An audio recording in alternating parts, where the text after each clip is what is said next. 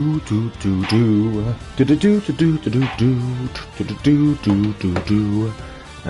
hold up, gotta make sure the audio is working the way it's supposed to be working first. I know that's nothing new for us, but considering that this is a dubs, I want to make sure the audio is good on this one. Let's see. That this is a dubs. Okay, so yeah, that's good. Now I can share and copy this. The thing is, I gotta get really used to not reading the chat every 2 seconds, because then I'm gonna be interrupted. So like, I'll probably only read chat during like cross-examinations and stuff, or maybe during stuff where, you know, I'm not like always reading and stuff. Okay, so send this to the loyal fan base. I think I'm gonna want to get a thing of water on the side, because knowing how my throat's gonna be, yeah, you know what? Let's do that. 1 second.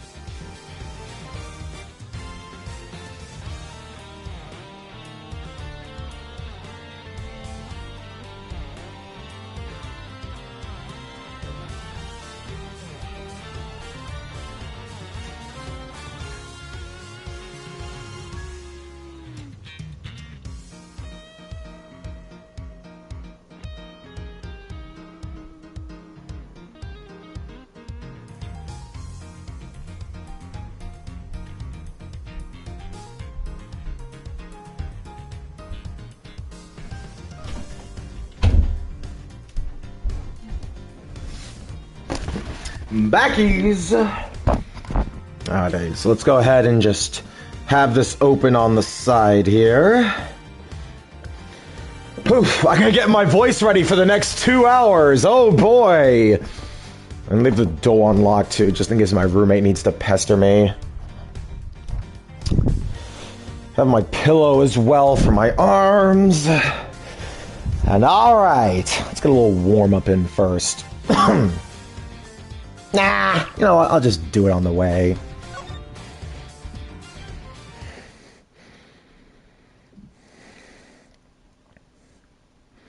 Episode 2, Turnabout Airlines. The murder that occurred in my office. The return of the great thief Yatagarasu. Thinking back, everything began on that fateful day 2 days ago. 2 days earlier.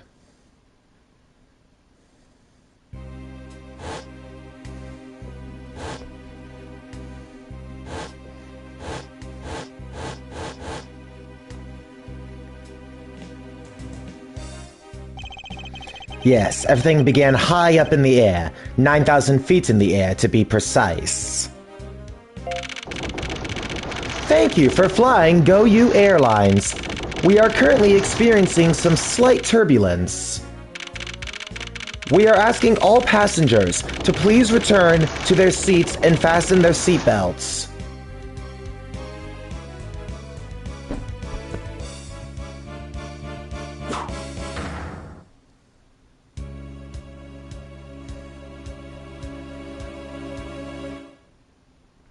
Well then.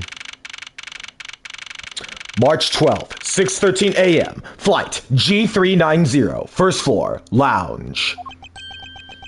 Why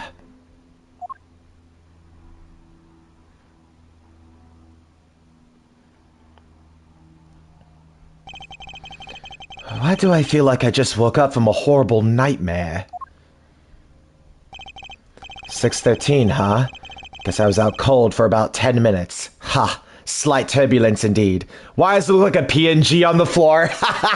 Well, actually, Astral, funny you bring that up because they had to rework the sprites from the original DS. You actually can, turn on the original sprite work for the DS, but I'm using the, you know, the remastered sprite work because it's smoother and the collection. And there's actually some animations on the, new sprite work that wasn't seen previously on the original DS. So, yeah, some things do look a little Like, they don't translate over that well to HD, but for all that it's worth, Capcom did really put their all in these collections. Honestly, Ace Attorney got it really good with the collection treatment.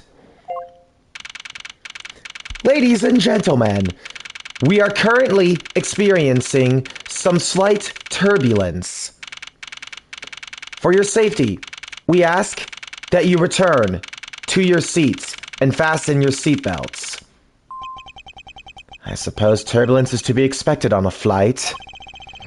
Though admittedly, I'm less than comfortable with anything resembling earthquakes. Good callback to Turnabout Goodbyes, by the way.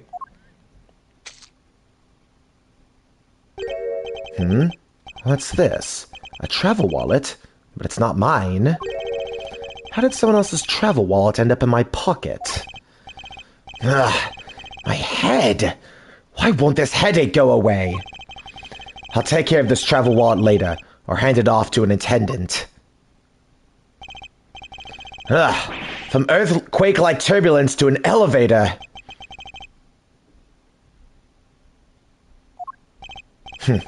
What am I doing hesitating like this? Actually, I know full well why I hesitate. It was when I was still but a young child.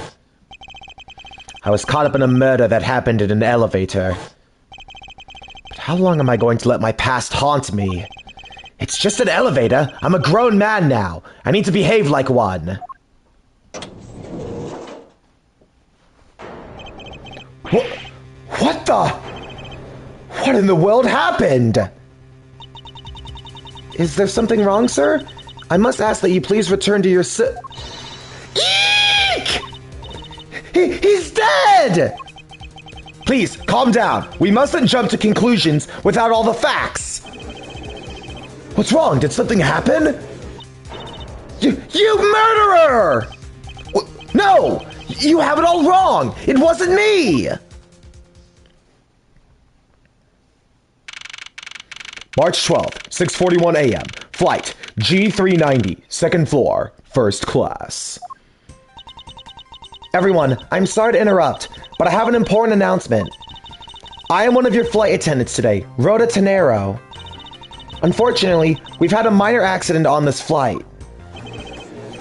An accident? Don't treat us like we're stupid! I caught a glimpse and it was a murder! What? Murder? What's going on with this flight? Everyone, please calm down. There's no reason to panic. This flight will stay on course and make its scheduled landing. We are still currently in the middle of a rough patch of turbulence. So until we're out of this area of turbulence, I ask that you please remain seated. But someone was killed, right? I mean, what about the killer? Let me off! Please, there is no need to feel threatened. We have already apprehended the culprit.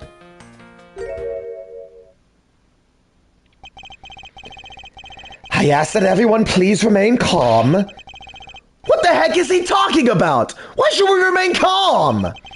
My name is Miles Edgeworth. I'm a prosecutor, and I assure you that I am not the killer.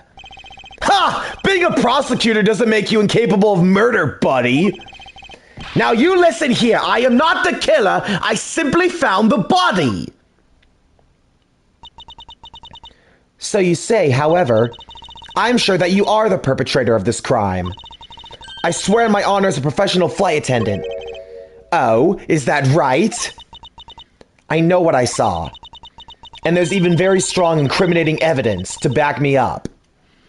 That's really annoying that the damn text box is on the top this time! What kind of incriminating evidence is she talking about? We've already alerted the proper authorities at our destination. Until we land, you will remain in our custody by the powers vested in us by our captain. I'm very sorry, but please understand our situation. Your situation? I'm more concerned with mine and the direction it's going in. I'm not just about to sit idly while I get accused of murder. Miss Tenero, is it? Yes. I was wondering if you might give me a chance. A chance to do what? A chance to plead my case. And a chance to ask what you meant by incriminating evidence just now. To accuse a passenger of such a grave crime without allowing him to give a proper defense. Can the professional flight attendant inside of you really call this action righteous? You have a point. Very well, I'll listen to what you have to say. But be wary of what you reveal. I'm afraid you'll only look even more suspicious if your explanation fails to satisfy. I also do not have the time to deal with you all day, so please, make it quick. Of course, as you wish. Good. Very well then. Let's get started. I know for a fact that I didn't kill the man in the elevator. What I don't know is what sort of evidence she has up her sleeve. But I'm certain it doesn't fit with how the crime really occurred. Everything will be used against you. Yep. Typical law enforcement. So what you want to show? This is not it. This is not it, Peyton. It's not this case. It's the next one. What Miss Tenero saw. Is it Tenero? Tenero? I meant to say Tenero, just because fuck me on pronunciations. I swear to tell the whole truth as a professional flight attendant. Unfortunately for you, Mr. Edgeworth, I'm certain you are the killer. The scene I saw in front of me, the elevator. It was you, standing there with fresh blood dripping off the murder weapon. So if you would please cooperate, we'll turn you over just as soon as we land. That's not a very strong first testimony. That's it? That's their evidence? I don't think you could ask for a more perfect witness testimony. Wouldn't you agree, Mr. Edgeworth? Not really. It's hardly perfect when there's a gaping hole in it. Rebuttal! Well, yeah, it's not really a murder weapon.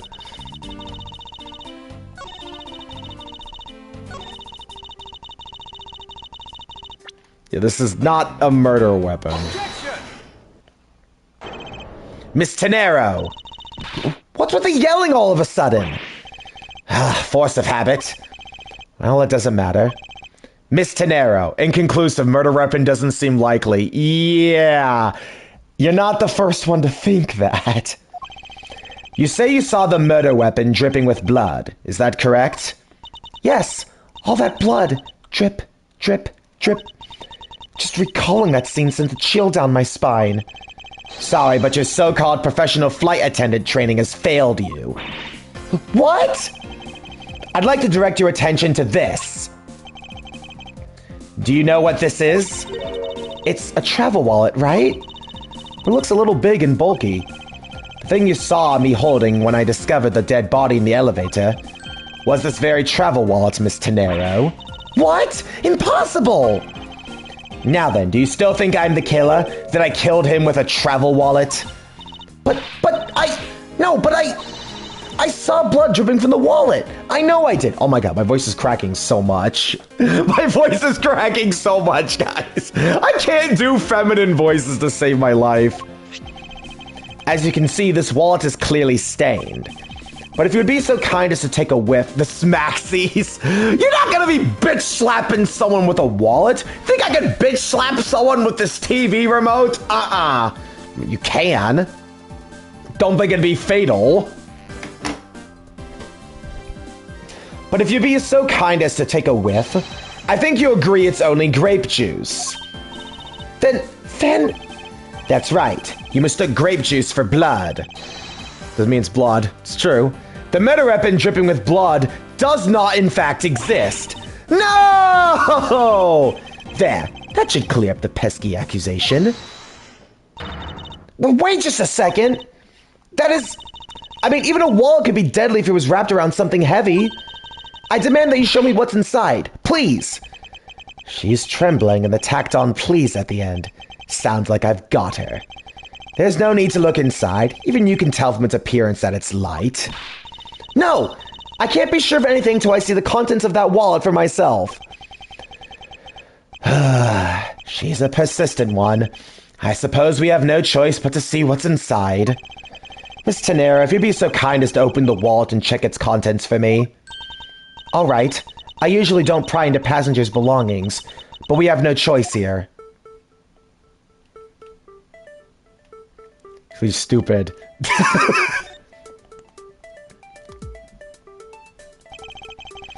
Seems that this passport is all that's in here. As you saw, there's nothing but a passport inside. This renders your wallet was the murder weapon argument moot. Wouldn't you agree? Please hear me out, Mr. Edgeworth. What is it now? Well, I was wondering, whose passport is it exactly? Can I take a look? Why not? I'm rather curious myself. This is... just as I thought. This travel wallet belonged to Mr. Ackby Hicks, which makes it the victim's property. You stole the victim's wallet, didn't you? How dare you? You said it yourself. You claimed to be holding this wallet in your hands when I found you. Perhaps I did misconstrue the wallet for the murder weapon, but it seems that I wasn't wrong about who the culprit is. As you claimed, the murder weapon is not the travel wallet. However, it is something you stole from Mr. Hicks after you were done with the vile deed. I find it hard to believe myself, but your motive was very simple. You were out to steal Mr. Hicks' money, weren't you? A prosecutor stealing from a detective? Good one. That is a good one, buddy. So even though I didn't have the murder weapon on me, you still suspect me, I see. You stood up at the crime scene with the victim's wallet in your hands. How could I turn a blind eye and not suspect you of foul play? Well, yeah, about that.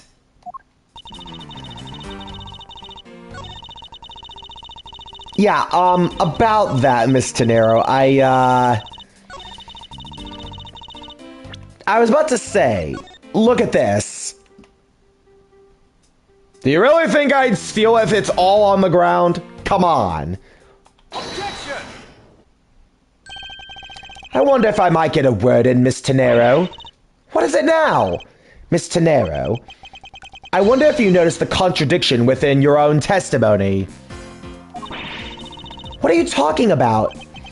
It's simply impossible that the motive for this murder was monetary theft. One glance at the crime scene should have told you that.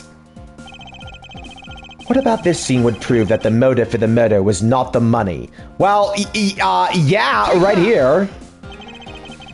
If I may direct your attention to the things strewn all over the floor. Ah! That's right. The floor is covered in bills and coinage. By your rationale, these were the very things the killer was after. Ah! I think we can assume that the wallet fell during the victim's struggle with his killer. And I would think that the killer would have noticed something like money scattered everywhere. Excuse me, sorry about that. Furthermore, as you can see, there was no effort made by the killer to gather the money. But the wallet! Ah, yes, the wallet. You'll also recall that the only thing in it was his passport. If you are really insisting that it was a crime based on greed, then you're claiming that was all for an empty travel wallet. Forgive me! Please! I cannot do feminine voices. Before my voice starts cracking, I'm just gonna default to my regular voice. Hey, what the heck? Are you saying the attendant's wrong? So that guy isn't the killer? Ha! Don't believe it, everyone! It's a trick! Will you all please be quiet? Miss Tenero? Yes? You lost your cool when you saw the dead body. Plus, the lounge was dark. Looking into the light from the elevator, it's easy to see how you mistook the wallet in my hand for the murder weapon. I take no offense that you thought I was the killer. Mr. Edgeworth? Thank you for releasing me.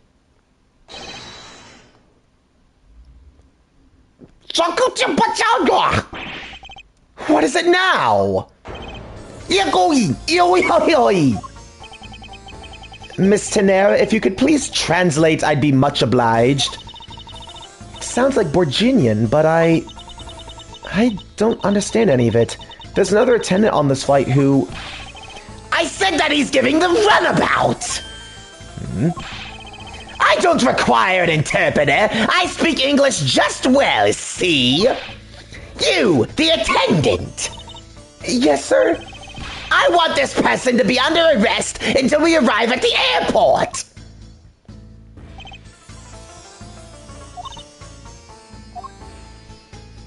Billy blabbering. I should do that anytime there's Borginian text. Because it actually happens a fair bit in this case, I remember. I'm sorry, sir, but what exactly are you hoping for? What is it you want? I'm finished talking to the likes of you.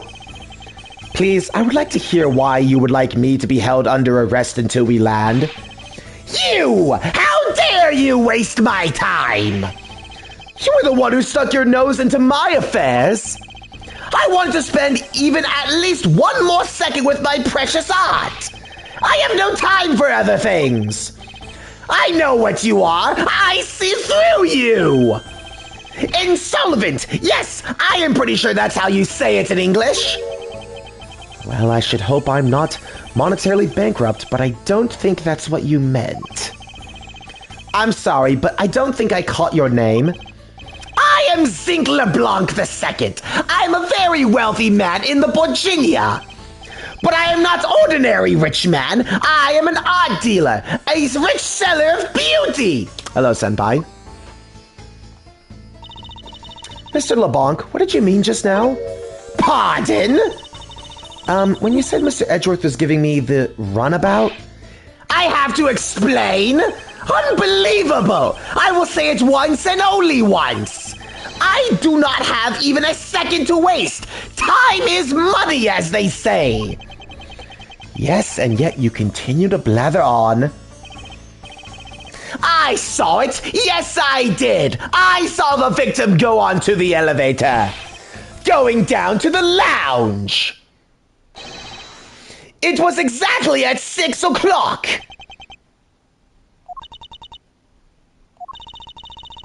And what's the significance of that time? At 6, he says. Wait, you saw him at 6? What's the matter, Mr. Edgeworth? He understands, I see. Miss Attendant, what time did you discover the body? Well, it was a little after that patch of turbulence, so I'd say around 6:50. Hicks was his name, was it? Then I say that man Hicks was killed in the 15-minute time span. And the only person in the lounge at the time was this prosecutor, yes? Yeah, I was on my seat the whole time. Me too. I was watching the movie and enjoying a fine glass of grape juice. I was still eating. See, I haven't finished, see? The other passengers have an alibi, so you have no problem with them, I suppose. No compliant, I see. Not a single word against this, right? I have no way of discounting what you have put forth at this point, but it wasn't me. Oh, so you say, but you do have what you say, the evidence? Mr. Edgeworth, are you really the culprit after all? Mr. LeBlanc, the Chudelkin voice is awesome. Well, you're right, it does sound like Chudelkin from Alicization. It's funny, he kind of looks like him too. All he's missing is, the jester hat and all that. No, Senpai's right. It's funny you say that, actually. That is very funny you put that out there. Mr. LeBlanc, I suppose you are quite certain in what you saw, enough to give testimony. Of course! I was looking at that man the whole time! He was playing with that annoying little, small machine the whole time. Machine? Yes, that's what you people call it in English, yes? It was making me crazy with the click, click, click! From that description, it sounds like some sort of small computer. I believe what Mr. LeBlanc is talking about is a cell phone. I have to say, I did see him playing with it quite a bit myself. A simple cell phone? Laptop or organizer I can see, but that's kind of low budget. I hate that noisy little machine in his hand!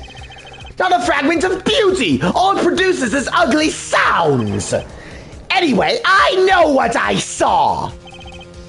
Miss Tenero? Yes? I was wondering if I might be granted permission to examine the crime scene. What? You want to examine the crime scene? If you would grant me a little measure of time, I'm sure I can produce the real culprit. I don't like the sound of that. Fox in the duck pen. Yes, I think that's how you say it in English.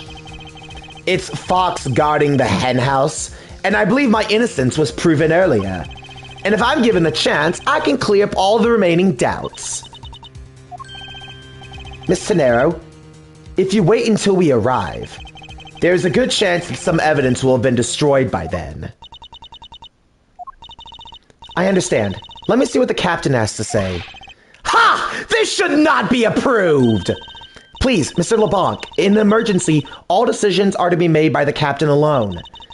Now then, please wait here while I go ask the captain what to do. I'll be right back. You are not planning to erase evidence when you're doing your investigation, yes? Of course not. Ha! We will see. Miss Edgeworth, you have the captain's permission to investigate the crime scene. What? Unbelievable! I'm in your debt, Miss Tenero. However, there is one condition.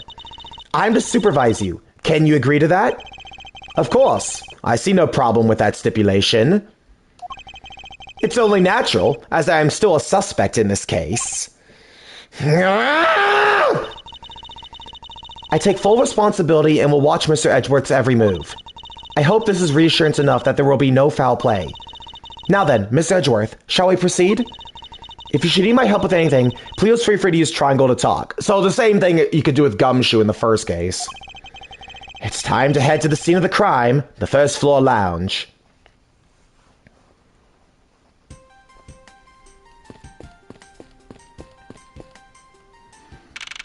Excuse me, sorry about that. Maybe I shouldn't have drinking so much water before this. Is this a walking simulator? No, it is not a walking simulator. That's not a walking simulator. This is a walking simulator. Okay. Or is there gameplay too? Yeah, okay, it's a visual novel, so this is gameplay. It's a visual novel, so it's not like, it's not like you're gonna be fighting shit and shooting shit. You're playing as an attorney, so it's a visual novel, you're gonna be investigating stuff. You'll see. Anyways, March 12th, 7:26 a.m., flight G390, first floor, lounge. I want to thank you for your help back there, Miss Tenero. It was nothing. You should thank the captain for granting you permission. And just so everything is perfectly clear, I still don't fully trust you. Your standing with me hasn't changed one iota. I see. I will bear that in mind. I received an order from the captain earlier. He wanted you to know that we reserve the right to stop your investigation if we feel you are not making progress. And when we do, he asked that you please return to your seat at that time. So my time runs out at his crew's discretion, does it? I have to find a way to discredit Mr. LeBlanc's testimony before time's up. I understand. By the way, is there any place you can think of where the killer might hide on board? I don't think so. After every first-class passenger was Bah! I need to slow my reading down. I'm surprised I got this far without that happening, considering I ran into that problem very early in Case 1. After every first-class passenger was accounted for at his or her seat, we made a thorough search of the plane. As for business and economy class, no one can move between those two classes in first class without a staff keycard. And we found no record of a keycard being used at all. Which means that I have a first-class killer on my hands. At least I know that much for sure. And one other thing. No one else has been allowed near this crime scene since the murder was discovered either. Begin investigation. First floor lounge. Now then, let's get started. But where should we start from? Let's start with Mr. LeBlanc's statements. The crime occurred between 6 a.m. and 6:15 a.m. During that interval, the only person in the lounge was myself, which would make me the prime suspect. However, Since I did not kill Mr. Hicks, it means that the killer was around somewhere. If you're to believe what you say is true, then yes. The first order of business will be to gather information to win your trust. Well, starting with the dead body, I suppose. What floors does this elevator service? Only the first and second, although it can also go down to the cargo hold. However, that requires a flight crew keycard. So the main floor is accessible to passengers of the first and second, huh? I want to rest until I've inspected every suspicious-looking nook and cranny. This clip first. I wonder what was hanging off this lanyard. Something's missing from this picture. Now, if I could just put my finger on it. The statue thing here. What is this sinister-looking figure on the floor here? Oh, that's a piggy bank of our company mascot, Captain Ugo. Ugo? That's an interesting name. He's just one of the many pieces of merchandise we saw at our in-flight shop. This bank is a limited edition, and they're so popular that we're down to our last one. You have an in-flight shop? Yes, it's just beyond the lounge to the right. The shutter to the store is closed at the moment, but it was open the whole flight up until Mr. Hicks' body was discovered. There's blood on here. Could this have been the murder weapon? Now to examine Hicks himself. I doubt anyone was expecting to find a dead body in an elevator on this flight. So, Mr. Hicks, he's really dead? Yes. She's trembling. Although I can't fault her for that when there's a corpse right there. Mr. Hicks, if you're really dead, then please answer yes. I see she's over the trembling now, although a new symptom seems to have appeared. Anyway, I should focus on the victim's body. Let's see. There's blood on the back of Mr. Hicks' head. Could this have been the cause of death? He appears to have been struck very hard, so blunt force trauma. Even his glasses are broken. There's a letter in his pocket. There's something sticking out of his pocket. Hope he won't mind if we take a look at what's inside. It's a picture. Looks like it was taken inside of a building somewhere. Okay. Let's see now. So yeah, there's gonna be deduction for the money. Money is strewn all over the floor of the elevator. I would guess it was all Mr. Hicks' wallet at some point. I think that's all we can get here. Hold on, though. Gotta examine the bloodstains. All the grape juice. I pity that bronze statue knows not when a good drink has been split at his feet. Spilt, blah. This is a statue of our founder, Mr. Ugo Hughes, who was a big fan of grape juice. I'm sure he'd be thrilled if he knew so much grape juice was here at his feet. Is that a hint of hero worshipping I detect? Okay. Hang on. I don't think there was anything else over here. The glass shattering is just from the thing. Yeah. Top it over chair. Now the victim of the turbulence. Ah! No! Look at all the grape juice staining back! It may not look it, but this chair was extremely valuable. It was? Yes, it was used when the Rocker Pals came to this place. Oh. The Rocker Pals leader sat in this very chair. I'm sorry, but what are these Rocker Pals? I can't believe you never heard of them! They're all the rage! The Rocker Pals are an extremely popular international band. They added the pals part as they became more popular, especially among teens. Ah, that explains it. I'm not really one for the music of today. We should ask Detective Gumshoe about them later. On second thought, I can already see how confusing the conversation would get. No, it's so annoying, dude. It's annoying that the text box is sometimes at the top, sometimes at the bottom. So I have to keep clicking the camera on and off. Blah. Okay, so it's pretty clear that we need to deduce. It's obvious that it's the lanyard and then the photo showing that he had a camera on it. That's pretty obvious to the thing here, because there's a camera on this lanyard. Mr. Hicks' machine is nowhere to be found. His machine? Excuse me. His cell phone, Miss Tenero. Ah, so I guess it's because it's not here. Yes, I think we can safely deduce that the killer took it. Okay. I believe that's all we get here. It's around here where my memory starts getting a little rusty. Whoops. I am not in need of assistance. I need the logic button. Okay, so broken glasses, blunt force trauma. That's pretty much a given for this. No? No? Really? Okay. I'm wrong, I guess. I can't see a clear contradiction between these two pieces of information. Darn, there goes my health. Really now?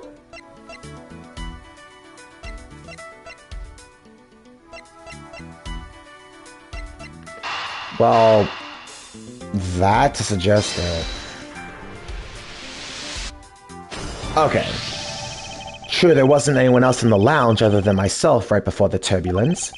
But if the killer was in the elevator along with the victim, then that's a different story.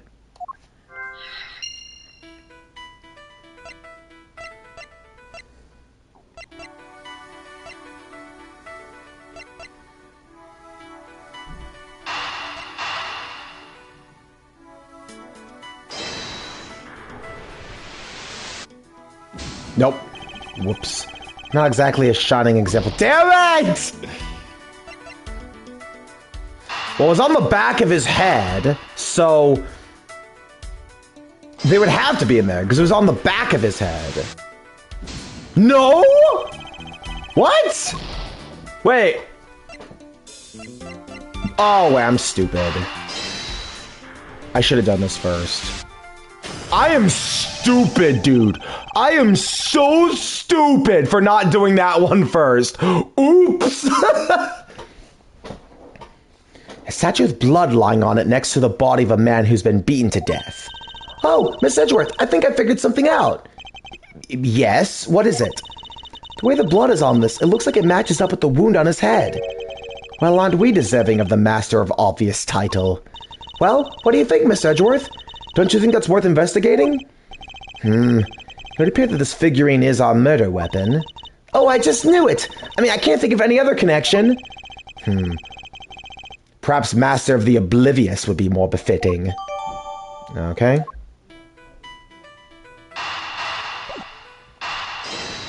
That would have to be it then. No, I'm wrong! Oops. Okay, so that's all the logic we're gonna get. So there's something I clearly must have missed. Nope, that's not it. Oh my god, why are these people actually so stupid? Get ready! No, Matt, get ready to see that a lot in these games. There are a few copies of Sky magazine in the magazine rack. This month's special is an English trivia quiz. It's not a bad idea. I've heard that the youth of today don't know a particle from a participle. Now, please don't go around confusing people with made-up words. See! Example! Exhibit fucking A! God. Now, please don't go confusing people with made-up words, Mr. Edgeworth. Who's ever heard of such a silly word as participle?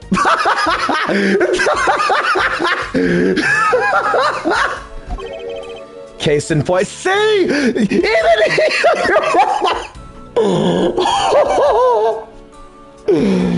Oh my gosh. My brain! That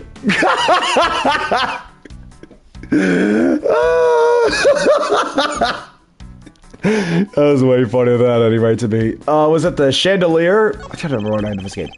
Glasses and candles thrown in disarray by the turbulence. It's been a while since I've seen this big of a mess. It's terribly embarrassing, but I thought it was an earthquake for a second. And I frantically started searching for glass valves shut off. I guess the shaking the plane was bad enough to be mistaken for a real earthquake. Not that I would know, since I was unconscious for most of it. Do I just examine everything and, These container windows offer a glimpse of the sky, but these clouds, they tell me nothing. Mr. Edgeworth, you look like you're talking to the clouds.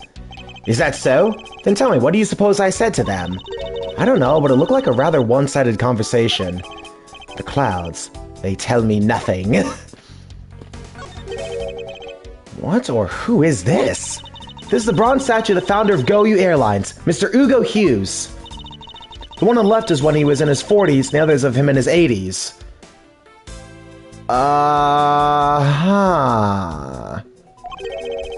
Did the man age at all over those 4 decades? Maybe I need to squint more. These bottles and glasses must have been broken by the turbulence. There's quite a bit of broken glass here. Please be careful when passing through the area. Thank you very much for the warning, Mr. Edgeworth. However, no matter how kind you are towards me, know that does not clear up any suspicions I have about you. I wasn't warning you for the sake of clearing my name! Door. I should have known. This is it. This door leads to the flight attendant's room. But please understand that it's off limits to unauthorized personnel. The room is giving off the scent of woman's perfume. I wouldn't think that perfume would smell great, however, to me it simply smells. Not that I have any interest in what lies beyond this door. Perhaps we should return an investigation, Mr. Edgeworth? Mr. Edgeworth? Sorry, I spaced out for a second there. Piano? This grand piano is the pride of this plane. It can play the music of whatever CD we insert into the CD drive. That's not a piano! It's more like an overgrown music box!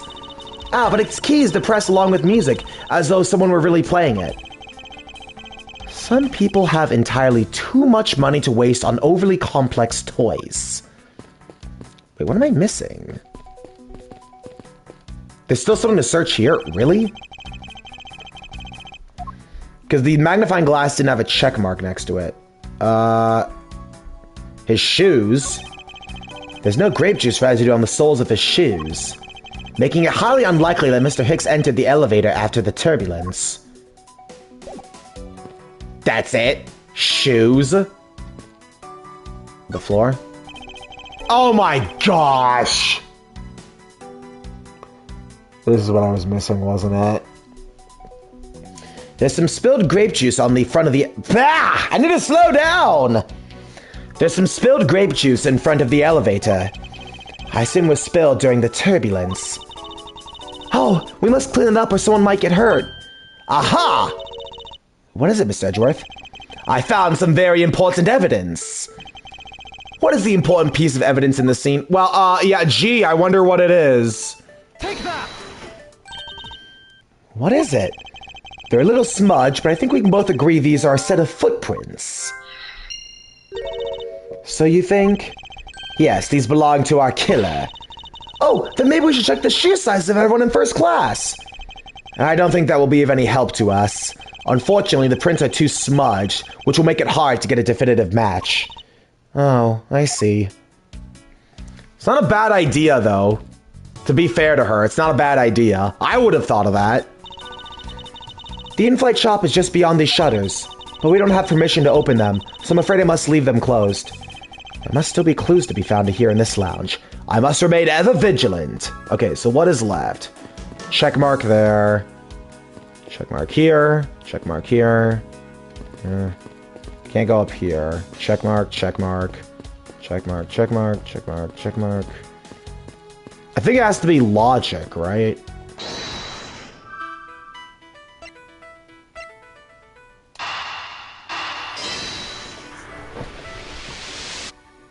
Yep. I have it! I'm sorry, but I don't understand, Mr. Edgeworth. I can prove that someone other than myself was here around the time of the murder. What? Really? Yes, it's rather simple, actually. The proof is in the pudding, or rather the grape juice in this case. These footsteps here confess to me the very fact that someone exited the elevator alive. Seeing as how the victim's dead, that would mean a second person. But couldn't the footprints be for Mr. Hicks himself? Ah, but if you take a look at our victim's shoes, you can see the soles are spotless. Which means Mr. Hicks wasn't alone in the elevator. In fact, it's quite the opposite. There was actually one other person inside the elevator. Investigation complete. And I get all my... Okay, yeah, I get all my health back. Yay! Health! What's going on over there?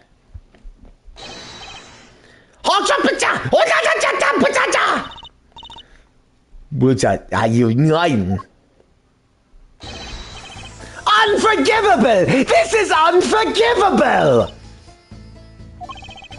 Do you understand what I'm saying? The movie is late! Is this the level of...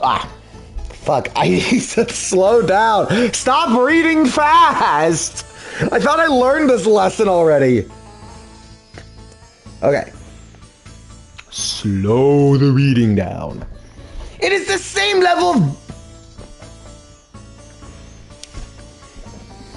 It is the same level of bad as if the plane were arriving late! But the movie... What? I will not talk to you anymore! You are just wasting my time! What is the matter, Mr. LeBlanc? If there's no emergency, please return to your seat, sir. Do not tell me what to do! I need not to sit down! Well, Mr. Prosecutor, did you prove you are innocent yet? If you'd like, I will prove my innocence to you right now. What? Nonsense! Are you saying my eyewitness testimony is mistaken? Not mistaken, merely that there's room for doubt. I'd be most honored if you could please tell me what you saw in detail once more. Fine! Suit yourself! What I saw... I am certain I saw Mr. Hicks enter that elevator. It was when the needles of my pocket watch pointed to the 6 and the 12. The body was discovered 15 minutes after that in the lounge, yes? Then you, the only person in the lounge at that time, must be the criminal.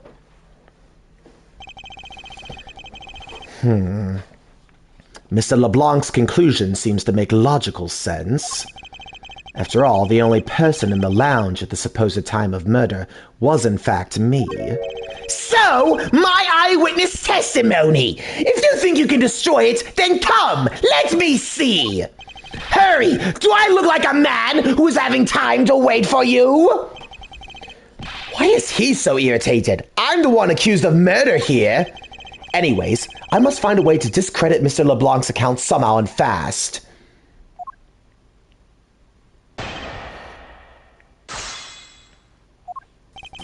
Okay.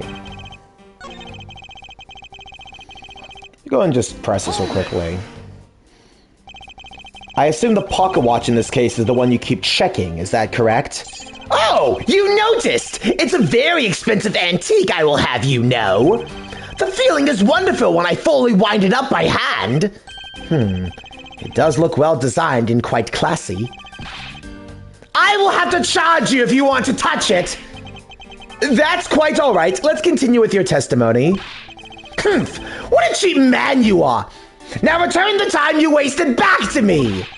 And if we must, I saw Mr. Hicks enter the elevator at 6 o'clock. 6 o'clock! 6 o'clock! 6 o'clock! 6 o'clock! 12 o'clock midnight. I had to do that at least once. Hold it! It's true that I found the victim's body at 6:15, and that's when I found the two of them as well. You see? It all matches my testimony! Then you, oh. I'm just gonna press all these just in case. That is the most mistaken way of thinking I've ever heard of. No, no, no! Your silly opinion is what is mistaken! Please calm down, the both of you. In a sense, you're both mistaken. Well, if that isn't the pot calling the kettle black, then I don't know what is. He certainly has a lot of confidence in his testimony. If I push comes to shove, I may need to press him for more information. Hold it! Mr. LeBlanc, were you able to get a good look at the inside of the elevator at that time? Of course I saw what was inside! And you are sure that the victim was in the elevator alone? Yes! The only person inside that elevator was that Hicks man! This last outburst is a little bit too important to let go.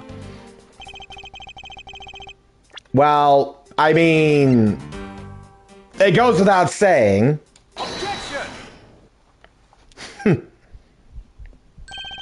Mr. LeBlanc, what is it? There's a very glaring contradiction in your testimony. What do you mean? Please take a look at the area in front of the elevator. There, at the spilled grape juice. Yes, and? Will you admit you also spilled it with the blood? No, it spilled itself during the turbulence. But the interesting thing here is the set of grape juice footprints. Footprints?! Yes, the ones that lead from within the elevator out into the lounge itself. It's evidence that proves that something other than Mr. Hicks exited the elevator alive. There must have been another person in the elevator with Mr. Hicks. Now then, I'm done playing games. Why don't you tell us the truth?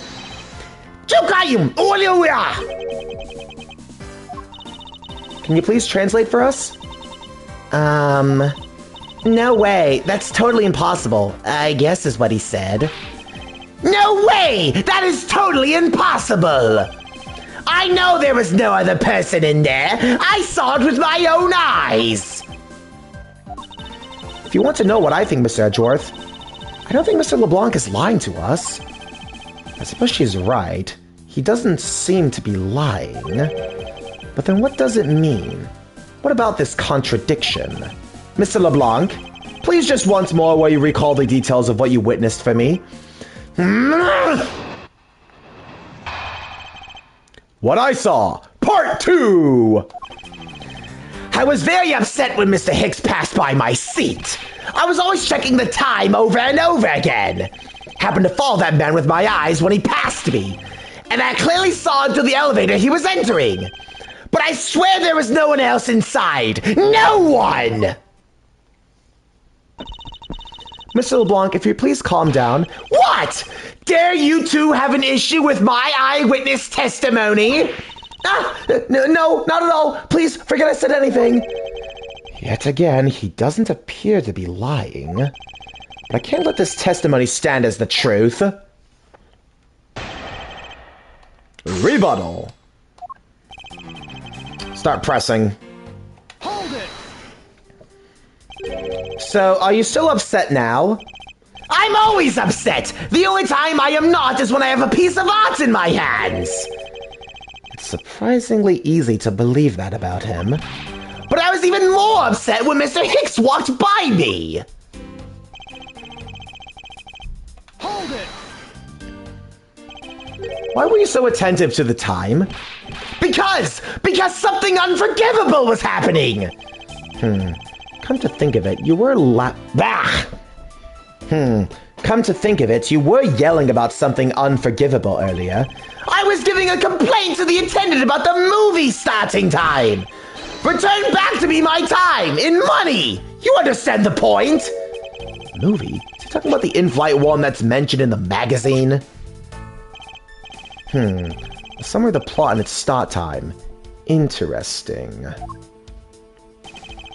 They were supposed to show License to Love, Laugh, Maim, and Murder. What kind of movie is that? Just want to ask right now, who the fuck comes up with a title for a movie like that?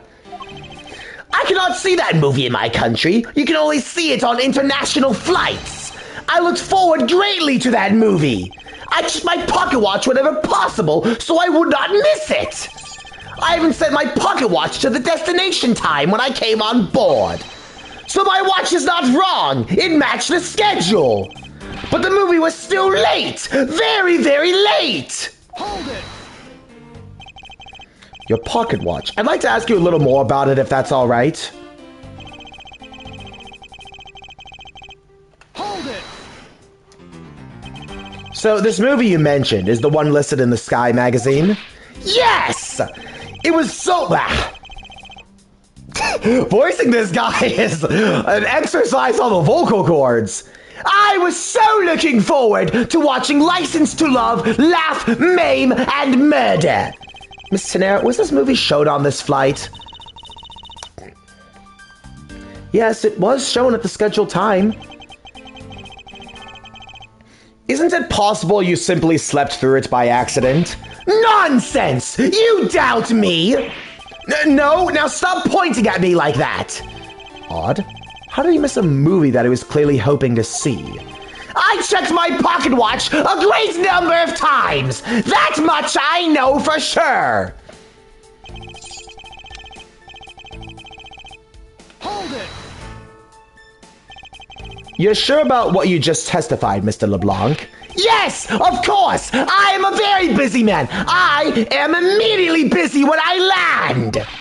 I have many places to go and no time to waste adjusting my pocket watch. I see. That was a very valuable statement you just made. Humph! Flatter to me all you want, but you will not get 1 cent out of me.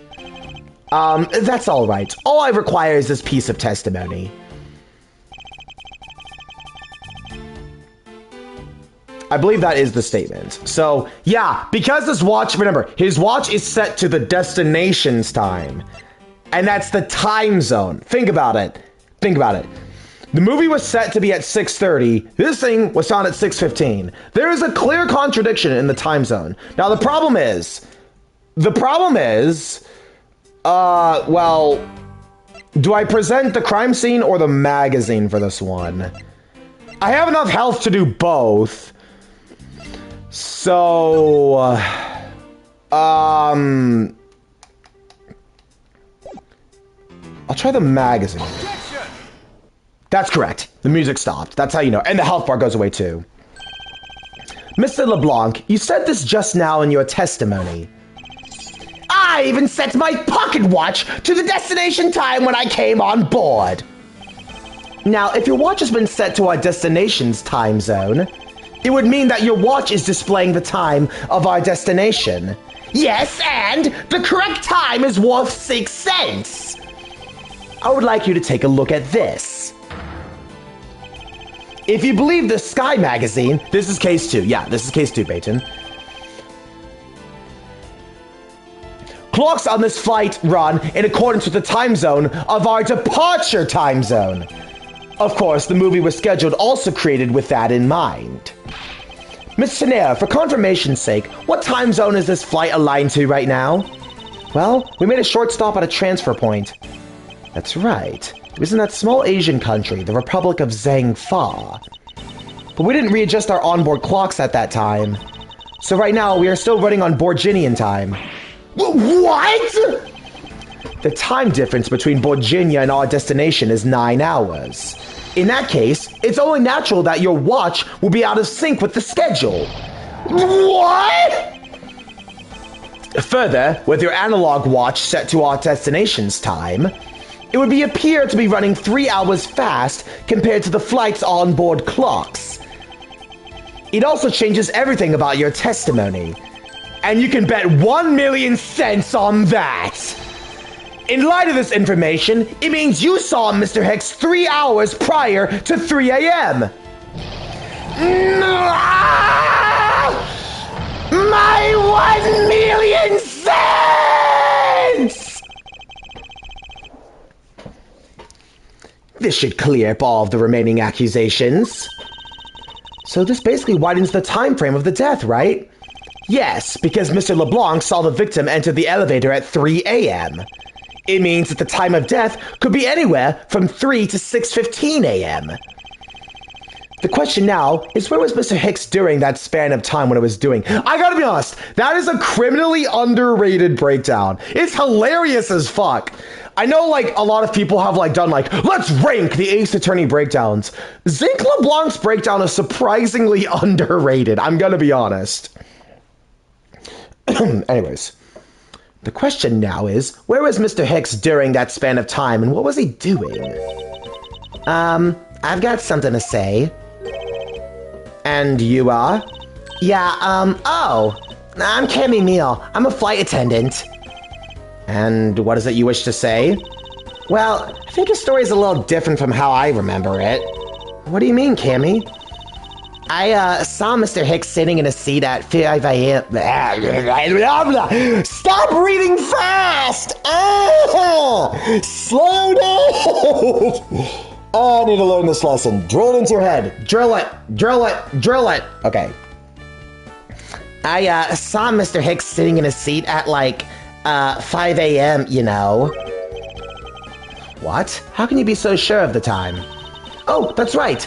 He pushed his call button while we were parked at the transfer point. Drillhead. It's kind of funny. I sort of imagine her like IB, but like not with a Valley Girl voice. She's like, yeah, okay, like sure, whatever. She's got like a lazy voice. I mean, look at her. She's half falling asleep. She looks like a really lazy character. So I'm giving her kind of like a, yeah, okay. So you see, like, we saw this thing. and like you did this other thing, and yeah, that's why this flight is. That's how I imagined her voice. Oh, that's right. He pushed his call button while we were parked at the transfer point. At the stop we made for refilling the cargo transfer in wrong voice. The stop we made for refueling and cargo transfer in Zhangfa, correct? Yes, it was from 4 to 5 a.m. according to our clocks. And during that time, did any of the passengers leave, or did any new ones board this flight?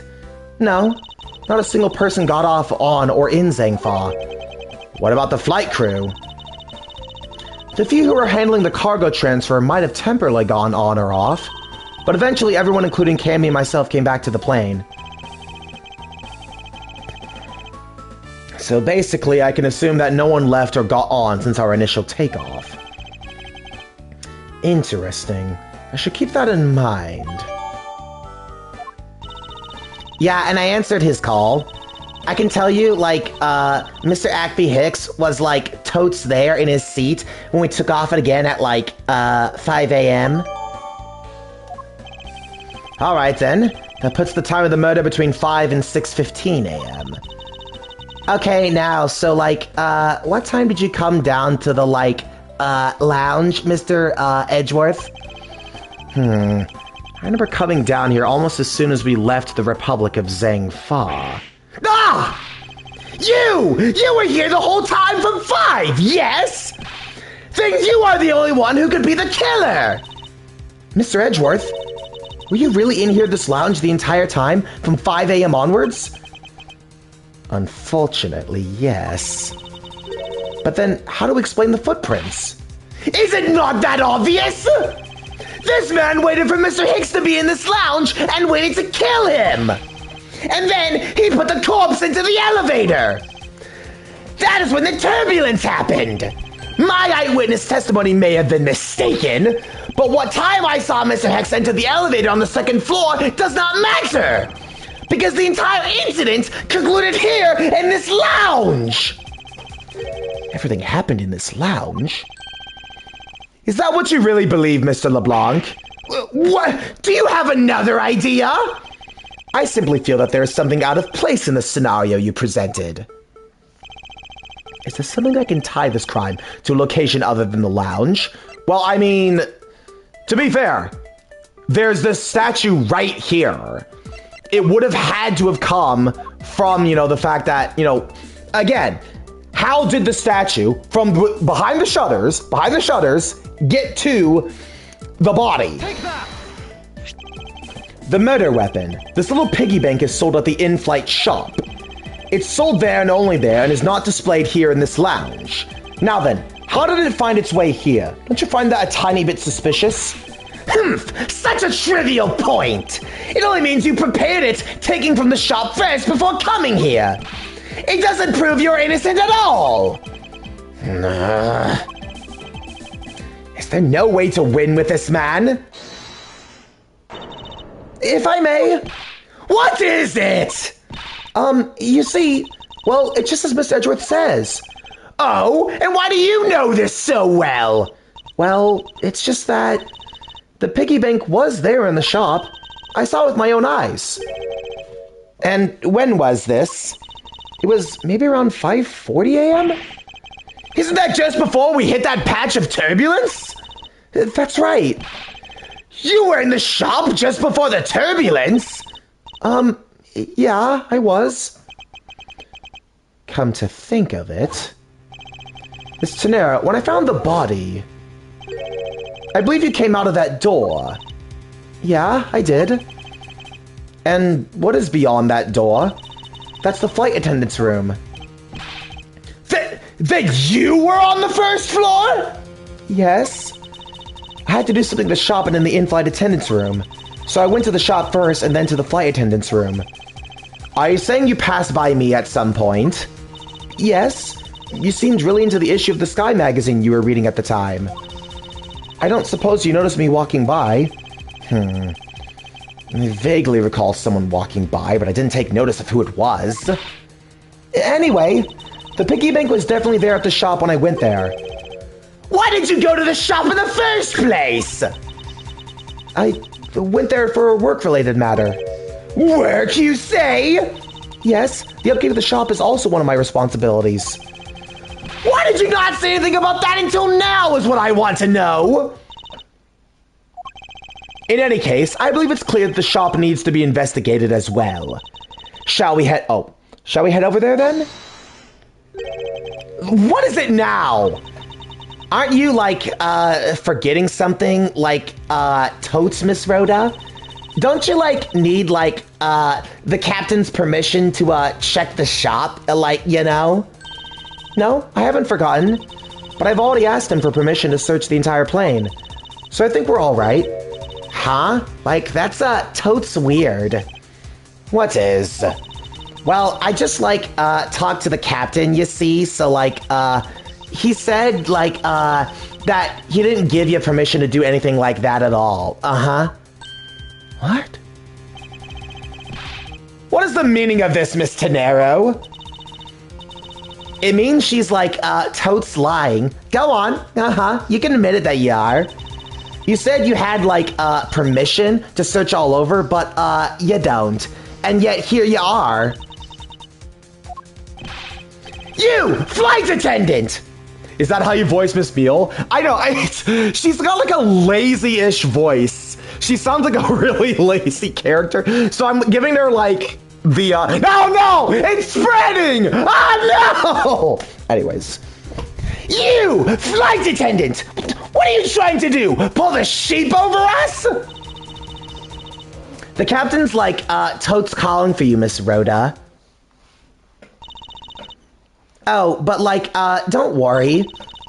Totes already got permission to search the shop from the captain, uh-huh. See, unlike you, totes do things the right way. Miss Tenero, why would you do such a thing? Please excuse me. Looks like totes get to be in charge now. Please, go back to your seat, Mr. LeBlanc. Now then, Mr. Edgeworth, if you would totes follow me, I'll be so your guide from now on. There's something about Miss Tenero that has piqued my curiosity. But right now, investigating the in-flight shop is my top priority.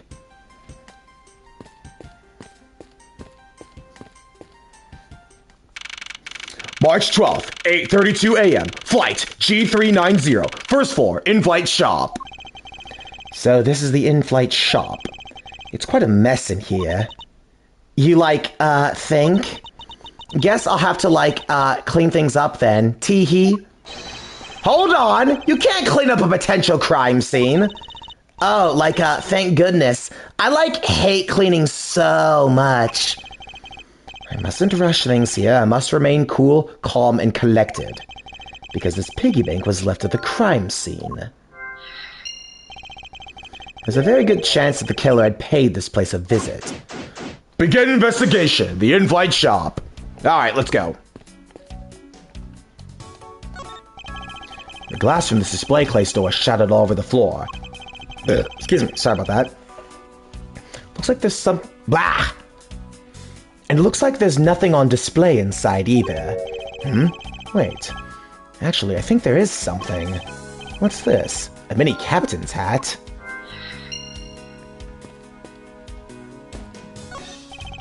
Stuffed toy, just like the one Miss Meal is holding, is on display here. They're relatively cheap, which explains why they're displayed so haphazardly. How about it, Miss Edgeworth? You know you totes want one too. They're great for when you're stressed. Why do I envision stuffed animal abuse when she says that? No, Lynn's like, no! Protect the plushies! Protect! Let's see now. All kinds of luxury name brand merchandise for sale on display in this case. And they're lined up too in just such a manner to scream, buy me to any passerbys. Ah, the old impulse buy strategy. Inside this display case is a row of lifesavers and vests for sale. Lifesavers and vests? What? Why would you sell that? We sell a lot of those when there's some kind of an accident or something. But, like, some people here, like, totes buy them even when nothing's, like, going on, you know? So, like, how about it, Miss Edgeworth? Would you like care to, you know, buy one? I think the shop is one shopper away from being sued. No, seriously! Seriously! No, he is not wrong about that. Magazine's on the floor. Oh. Suitcase? What are these? Oh, those are like our company's completely original line of suitcases. They're like so practically flying out the door. That's how popular they are. You should buy one and like see if your totes like it. You won't regret it. Perhaps that's how things work on this flight, but in the real world, you try then buy. Like, no way. But like, either way, it like, totes doesn't really matter. True. Either way, why would anyone buy a suitcase after they've boarded the plane? Not wrong there. Anyways, you like, totes see that? Just like, look at all the, totes Captain Ugo's heads painted on there. Cute company mascot, isn't he? They're like, painted on with a lot of care. Doesn't he, look like he's about to totes jump out at you? Certainly making something jump inside my stomach. Huh? Oh, I guess there's like totes, no fooling your refined tastes. You look like you really wanted to get one. And I thought I was going to like totes make you my first sale, but you saw right through it. Glad that's done though. Never make me try to give you a sales pitch ever again. Like, okay? But I never showed any interest in it to begin with! Teehee. It really is pretty, like, horrible, isn't it? You want to know something? This suitcase was designed by Miss, like, Rhoda, you know? Miss Tenero designed these? Yeah. It was a company-wide contest, or, like, something like that. Well, it does have a very sharp design sense. Sharp? Like, stinky, sharp cheddar, maybe. I really have no idea why the bigwigs decided to go with it. It's like so, blah. Miss Tenero designed this, did she? It's definitely not what I would have expected. Ah! Are you like, okay? I'm fine. Please watch yourself, Miss Meal. Letting a suitcase really roll around has got to be a safety violation. Here, I'll like, totes put it back.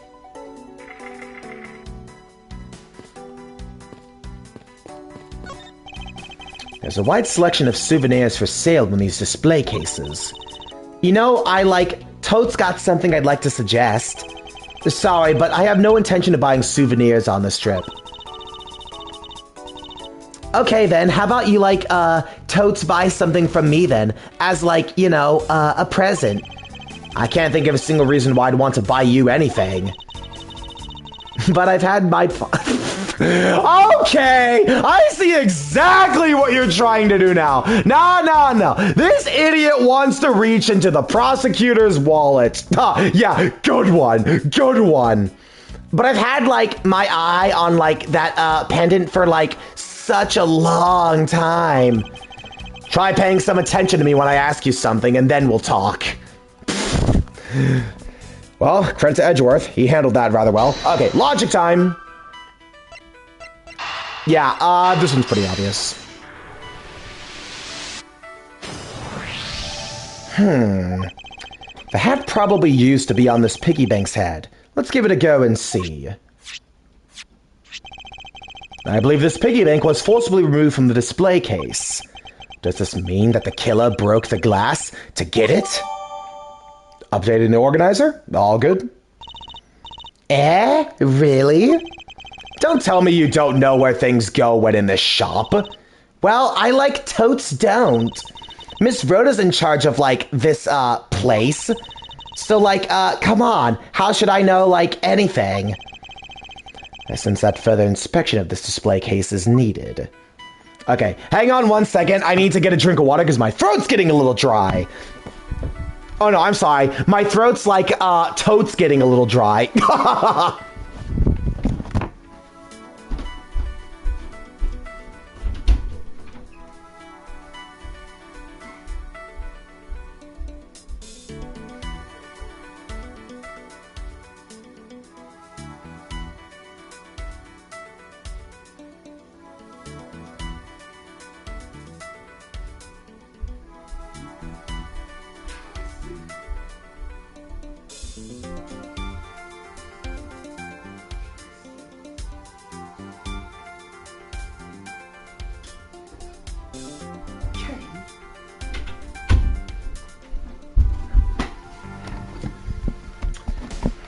Okay, so like I'm like totes back now. God damn it, this character is gonna be rotting my brain from improvising these lines, but it fits. Damn it, it fucking fits. Just you tell me she wouldn't speak that way. Okay, anyways, so yeah, time to examine the display case. I won't rest until I've inspected every suspicious-looking nook and cranny. The glass on this door is broken. Perhaps it was the killers who broke in order to take the piggy bank. It's a bit odd that the inside of the case is so devoid of glass shards. Plus, the glass broke rather cleanly. Ah! What is it? I, like, touched the glass and it, like, totes cut my finger. It, like, hurts, Mr. Edgeworth. It, like, so hurts. Please tell me you can deal with such a minor cut on your own. Well, I'd have to deduce something, so yeah, is this plot somehow connected to any of the evidence I hold? Wait, what was the one for this one? I forgot. Well, wait, let me examine this a little bit more in detail. There's some blood on one of the corners. Could this piggy bank be the murder weapon? Let's get the top hat now. The Hound's head was found inside a display case in the in-flight shop. I wonder if that fact has any bearing on this case. See ya, Senpai. Good to see ya.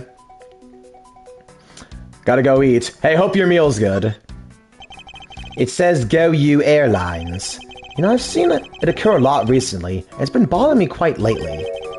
Why do some brands think it's acceptable to simply smash two words together and call it a day? No, that is something Matt would say. Smash two words and call it a day. No, that's a good point, actually. He's actually not wrong about that.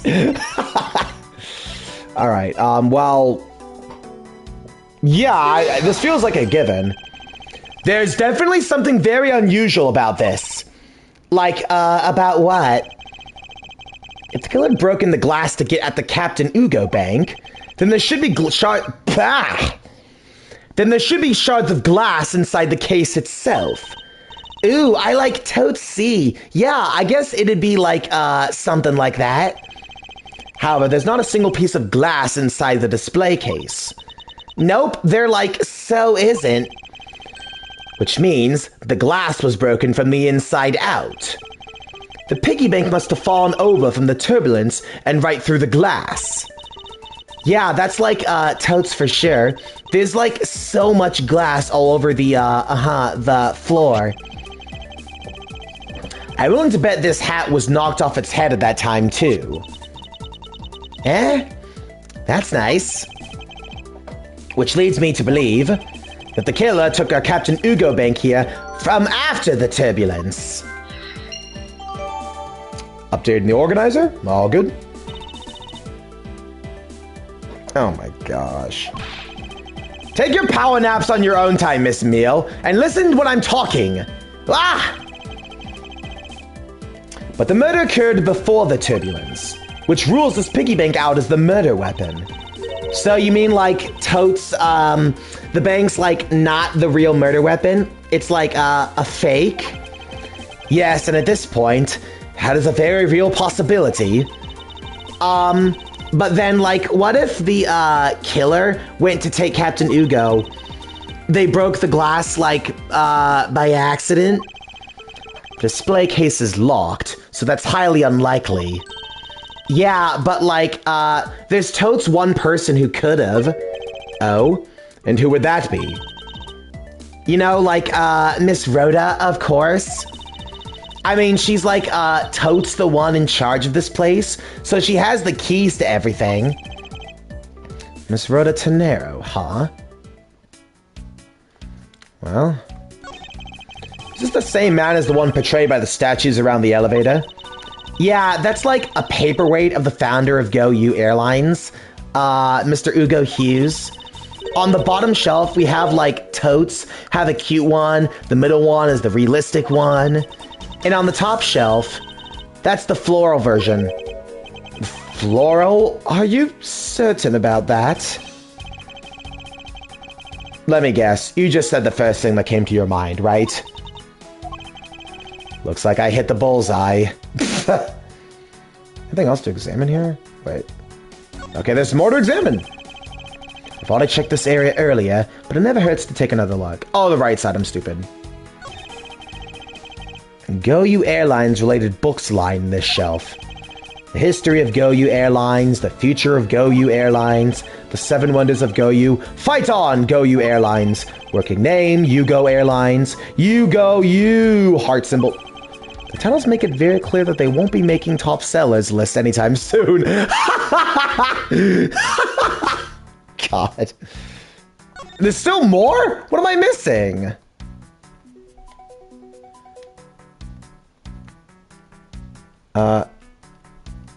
Wait, what am I missing, actually? The handles, really? For security, there's a lock on this display case. Miss Meal, if I may ask you about this lock. The one who's, like, in charge of the shop is, like, Miss Rhoda Tenero, so she's, like, got the keys to all of, like, you know, the display cases. I see. Oh, and I bet you, like, want to buy something. Do you want me to, like, go get the keys from her? No, that's all right. Okay, and that's all. Suitcases, that's good, that's good. What am I missing? Logic, maybe? What's this suitcase? Oh! I'm stupid.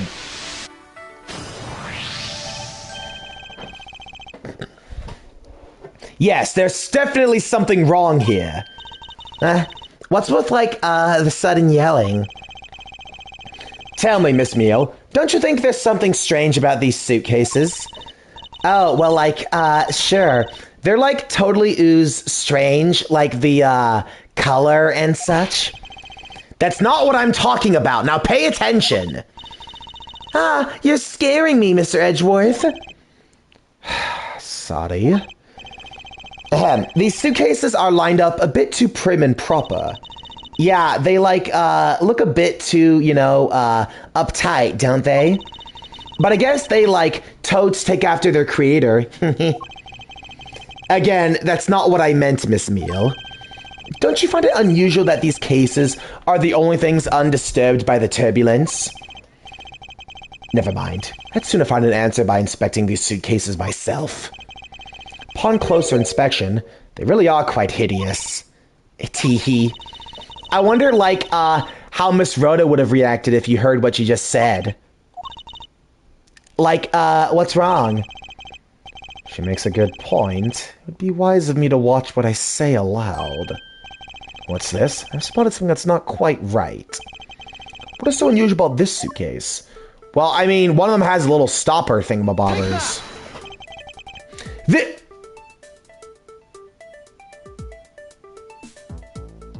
Okay. Cheap health loss. I see what we're doing now. This is what is so odd. I, like, don't think it's that strange at all. Well, maybe not to that extent. Ahem. Mustn't overthink this. I shall let the answer come to me. What is so unusual about this suitcase? Okay, I learned my lesson. Don't fucking... Take that! There's something very peculiar about these wheels. Huh? As in, like, what? As in, there are no stoppers placed on these. Without stoppers, one would think that the turbulence would have sent it flying. And? And so, it is very likely that the suitcase was placed here after we hit that turbulence. Let's take a closer look at it, shall we?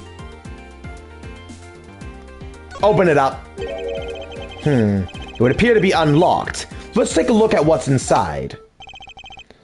A piece of cloth. And it's soaked with blood. It's blood! It appears that this suitcase is very strongly tied to our murder after all. Investigation complete! And my health back that the game cheaply took away from me! So, like, explain this to me. What does this, like, suitcase have to do with the, like, murder? I believe it's pretty safe to say the killer used the suitcase in some manner. Such as to move something, perhaps. But aren't you just, like, talking about, like, the, cloth then? That alone is too small. A large item would need to be moved. That alone is too small. A large item would be needed to move what I'm thinking of. The thing I believe the killer used the suitcase to transport is, well, yeah. Something that would fit inside a suitcase that is also covered in blood.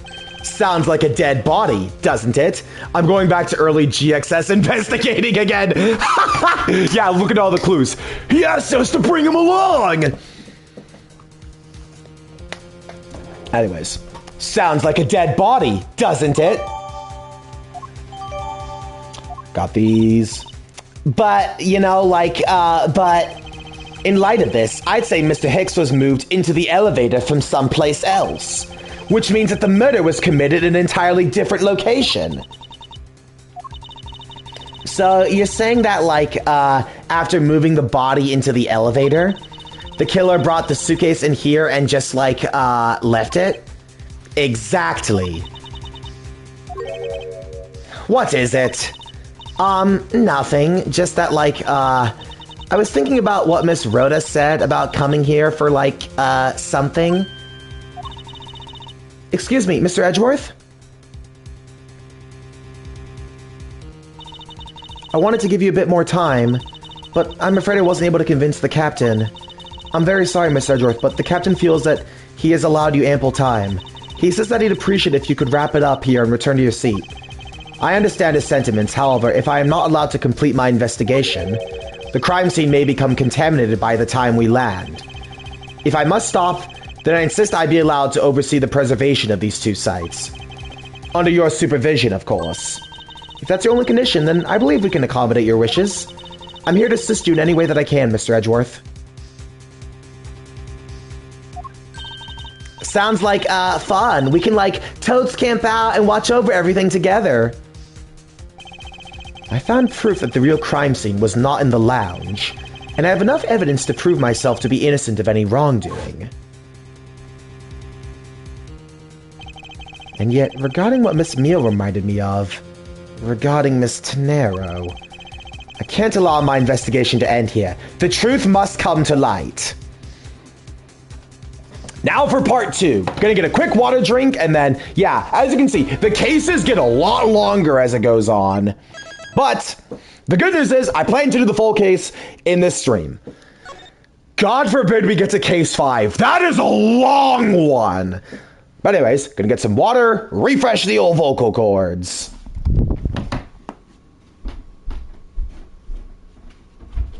No.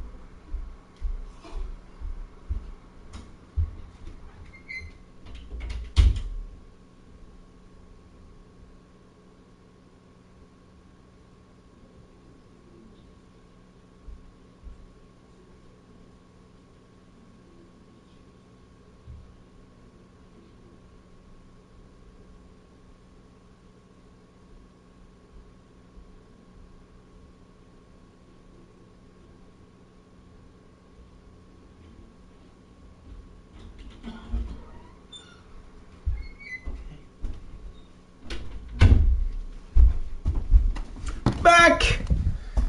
Okay, sorry about that. Okay, let's see. Hello, question mark. Probably went to grab a drink. Where is he? I got him myself, so I don't know. I'll come back later. Yeah, I went to the bathroom and to get a drink, and I've been voicing.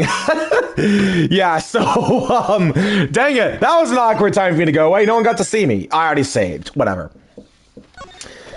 So, okay. It's a good vocal break. Get a drink. Hit the John. Hopefully I can voice this. Bro, when I get some of these longer cases, I'm going to be screaming into this microphone for like hours on end. Excuse me. Sorry about that. Sorry about that. Anyways. March 12th, 1 o'clock p.m., local time, Hope Springs Airport. I know that once we landed... Stop. Hello. Good to see you, Freeman. I probably won't be talking as much this stream, just because I'm going to be talking a lot. But I'll definitely, like, answer questions and talk to you guys during, like, cross-examinations and stuff. Just because, you know, voice acting. I know that once we had landed, I'm supposed to let the local police take over. And thanks to Miss Tenero and Miss Meal, I was able to preserve the crime scene. But I can't just shake it. I wasn't able to talk with Miss Tenero in private. So I'm left wondering just what was she up to? Why did she do what she did? There must be a way for me to continue my investigation. No! Not this character! Oh no! Oh no! Oh god. Let's look at the song. Oh my gosh. I fucking hate this character, dude. No, I'm just gonna be real with you guys. I do not fucking like Franziska von Karma. Easily the worst rival prosecutor in any Ace Attorney game. Not helped by the fact that she's in Reunion and Turnabout from JFA, the worst case in the series franchise. Yes, I am actually claiming, and I will die on this hill, that Reunion and Turnabout is the worst case in the series fucking history. Like, oh my god. Like, look, say what you will about Nahayuta Sadmati in Spirit of Justice. Like, yeah, he's not great either. No one out there likes Sadmati, but like, at least Sadmati has a meaningful change by the end of it. And I really do like Dirk. Honestly, if Dirk Sadmati was not in Spirit of Justice, Nahayuta would be the worst prosecutor. But because Dirk is such a great character, I'm willing to give Nahayuta, reluctant as I am, a little bit of leeway. But with Franziska, there's absolutely nothing redeemable about her. Okay, look, I'll give Franziska some credit. She's better characterized here than she was in JFA. That's not saying much, though, because she's really just the same character. I don't like that about Franziska. She undergoes no meaningful change. Her entire role in the story is a plot device for Interpol to investigate and stuff. And I feel like what her, like, personal goal is so unspecific.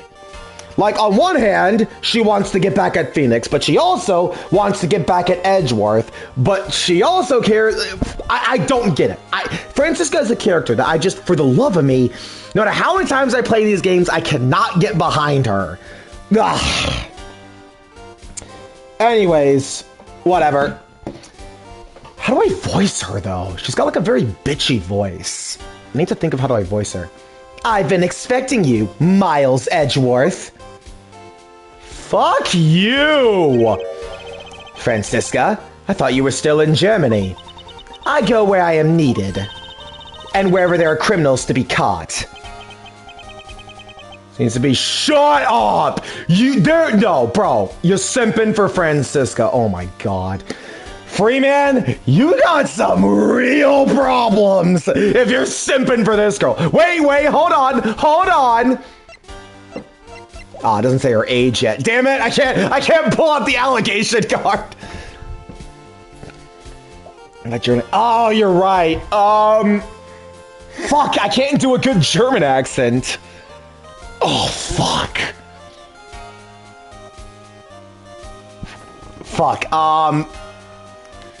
No, if I just wing a German accent, it's not gonna work. I ain't simping, I'm stating the obvious. Look, okay, I know you're not the only one who has a thing for Franny, but I cannot stand this character. I can't. Look, she's less annoying in the duology than she is in JFA, but that's not saying much. Afraid of her whip. I'm not! Bro. I'm telling you right now, that is a bad weapon of choice. If that hits me, I'm grabbing it and I'm yanking it in. Because unlike most people, I'm a grappler. I'm also a tank. You see, I'm about 6 feet. I am 6 feet tall IRL. There's no way this puny-ass twerp is going to beat me too. Fine and fair, everyone has their taste. Well, you know what? I guess I'm one to talk with who my waifu of choice is, so I guess I'm not exactly any better. Anyways, yeah, I can't do a German accent to save my life, so I'm just gonna voice her how I voice her. Her name is Franziska von Kama, the daughter of my mentor, Manfred von Kama. She, like myself, is a prosecutor. Are you heading up this case? It would be a bit of a relief if you are.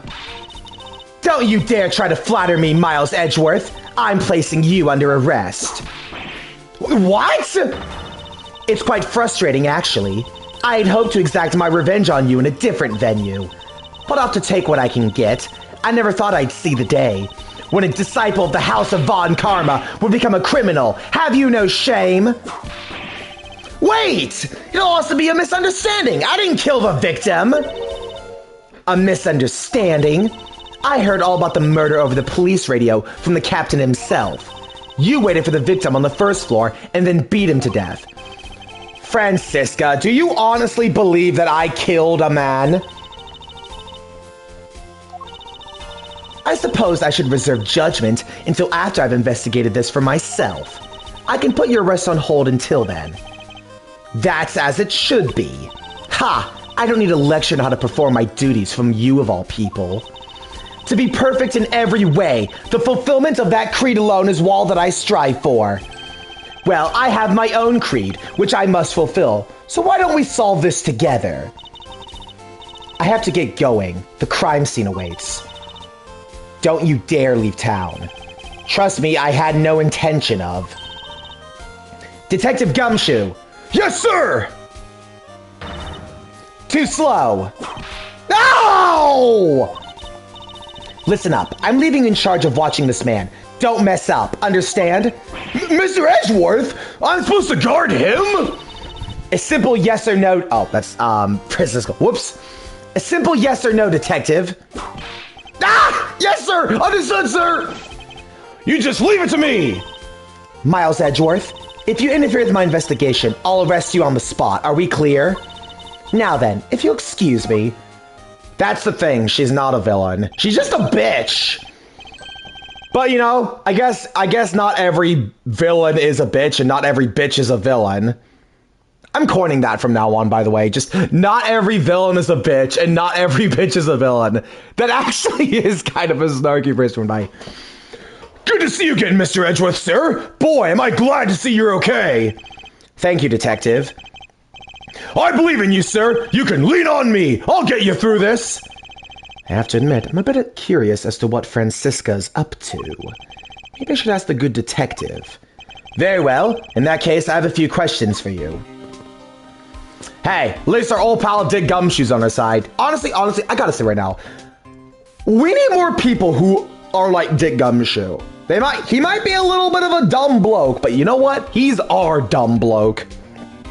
And honestly, to give credit, I'm gonna say this right now. I think Dick Gumshoe might be the best detective in the series, just as far as like his life values. This guy honestly has a lot of things I really admire in a real person, but we'll get to that later.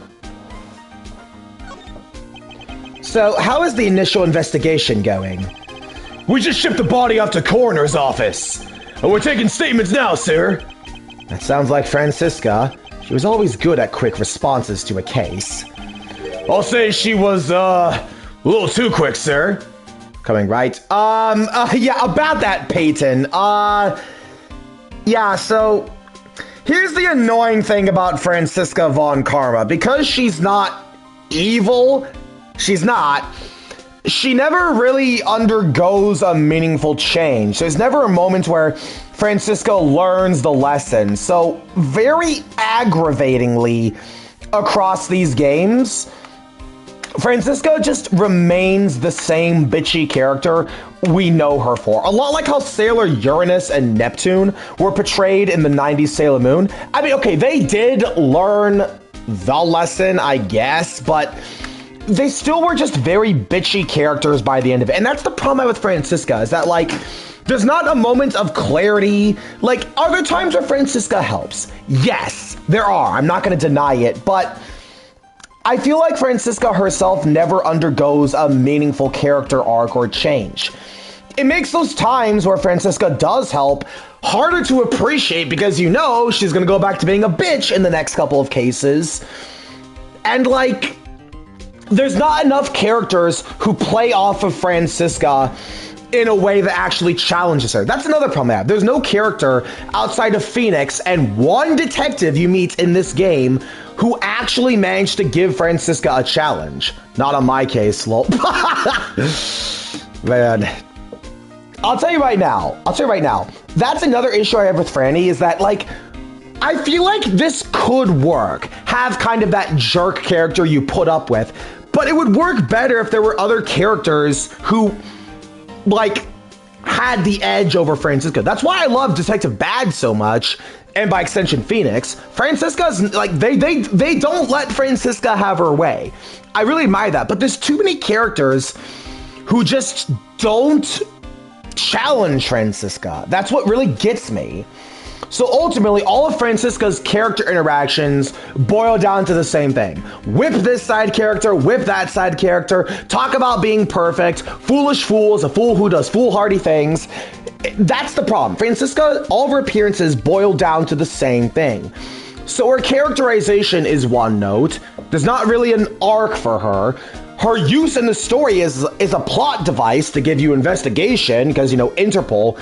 That's just the issue with Franny. There's not enough people who challenge her in a way that makes it so that when you get to those moments where she does good, that they actually feel meaningful. Like, and here's the dumb thing. Later in this game, you'll meet a character who literally does Franziska, but better. Detective Shilong Lang. He starts off initially kind of hard-nosed, but unlike Franziska, there's actually a pretty understandable reason why Shilong Lang acts the way he does. And by the end of the game, especially during Case 5, when he helps, it feels like a really good moment. Like, this is one of the things about Franziska that they fail at. They make the moments where she does good undermined by the fact that she's gonna go back to being the same character by the next case. This is just a cycle of character regression that, for a game that usually has really, really good character progression, Franziska is sadly a character that never got there, despite how much screen time she has. But anyways, I'm blabbing way too long. Let's get back to the game.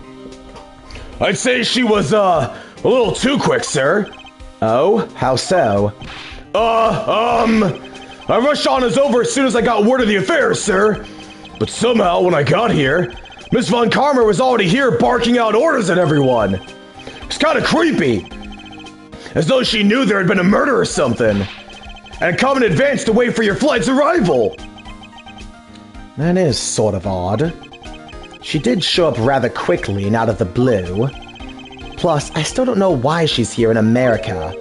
There must be some backstory to all of this. Miss Von Karma just kind of popped up at the prosecutor's office about a week ago, sir. Something about chasing down leads related to a certain incident. No details? It's kind of top secret, so she can't talk about it even with me, sir. Knowing her, the only type of talking she likes to do is with her whip. Plus, I doubt the top secret part was what stopped her from talking to you, Detective. Although, I wonder if her case has anything to do with mine. Anyway, that's about all the info I have, sir. We should find out more as we investigate. Yes, it's high time to resume my investigation. Starting to talking to the people involved with this case afresh. Lunchland. Not bad. Guess it's gotten big enough to warrant its own branch shops. Ooh, I've always wanted to give this steak lunch a try. What should I go with? I recommend our airport special, Word Flags lunchboxes, only available for a limited time. We have a variety of lunchboxes made to look up like the different countries' flags. If you really want one so badly, Detective, why don't you go ahead and buy one? Is that okay, sir? Thanks! Alright then, I'm really gonna get one! Here I go!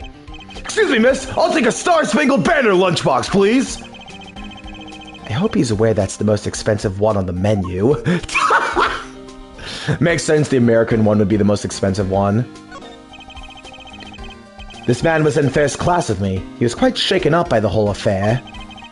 I'd be pretty scared too if I got caught up in a murder investigation, sir. I did it. I made the whole flight. I'm not scared of turbulence anymore. His life vest is proof I made it alive. It's now my prized possession. How could you take that from the plane? It's okay, Mr. Edgeworth. It's got nothing to do with the murder, at least. This child seems to be happily enjoying the sight of so many planes. I'm all excited to see this many planes, too. Just look at the size of these things. Do you like planes too, mister? The balance between main wings and the tail wing is really something, huh? Ha, seems this child derives his pleasure from a different aspect. Oh, but I've also got a thing for the shape of the wings, too. Here, mister, you can stand next to me. So how about the plane's wing? Thank you, Detective, for leaving me out of this conversation. Oh, it's this guy from Turnabout Samurai. Looking from behind, I think I've seen this man somewhere before. Nom nom nom nom nom nom. It's Soviet Russia! World's flags lunchboxes eat jewel! Miss Edgeworth, we gotta get him some water! Found it! LOL! Oh, I feel a wave of creative powers coming on! It's over 9,000! LOLs! For my next elite movie, it's going to be the Steel Samurai, Warrior of Neo-Old Tokyo! Versus the World Samurai Champion of Earth! It's gonna rock, sir! There's so many boxers! Phew. Good thing it was a false alarm, right, Mr. Edgeworth? So the Steel Samurai is finally getting a movie. Completely ignoring me as usual. Poor Gumshoe.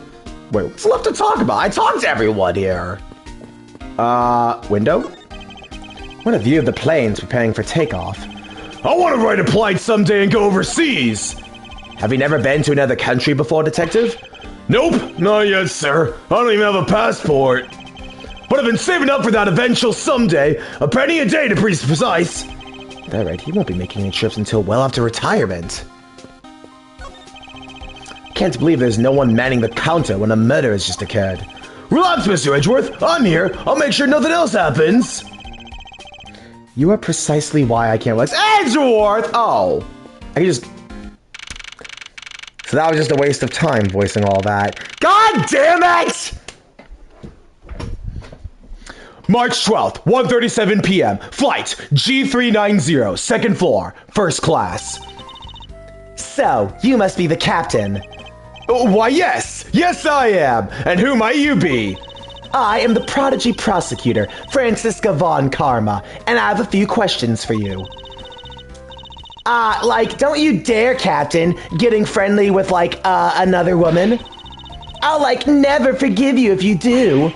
What are you talking about? I have only eyes for you, my dear Cammy. Oh my gosh.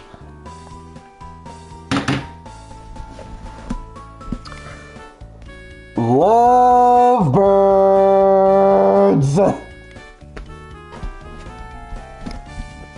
Oh my gosh. Yeah, you're gonna be seeing this archetype a lot in Ace Attorney. The lover's archetype. Well, I wouldn't bet money on our dear captain to be much of a reputable person. Not these guys again! Snatch! Honey cherry! Sweet grapes! If you loved her, you would have caught her. So, you don't want to ask the captain some questions, sir? He was in the cockpit the entire time. I highly doubt he would know anything of use. Anyways, I like to leave that type of witness to Francisca under whip.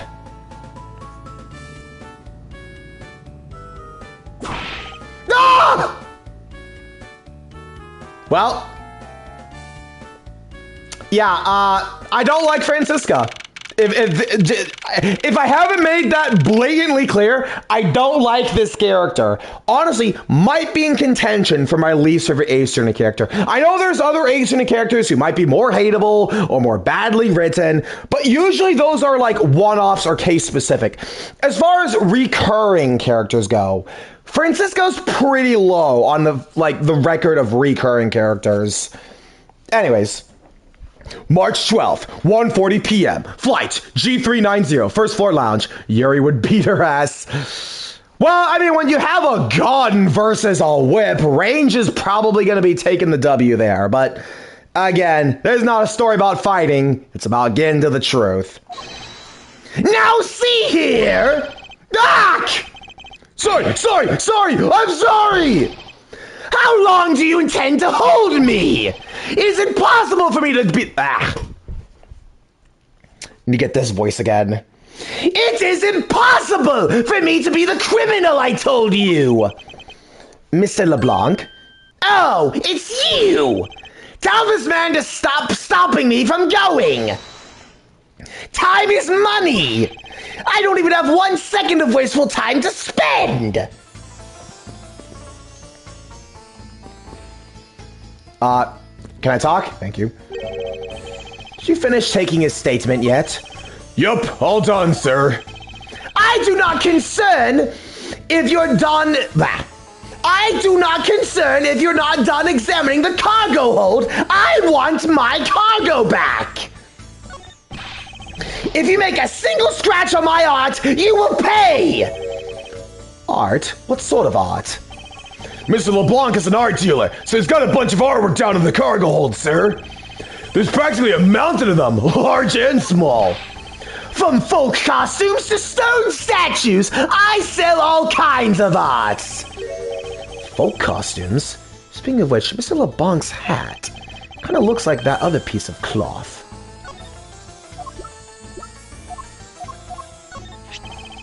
Mr. LeBlanc, can you please take a look at this for me?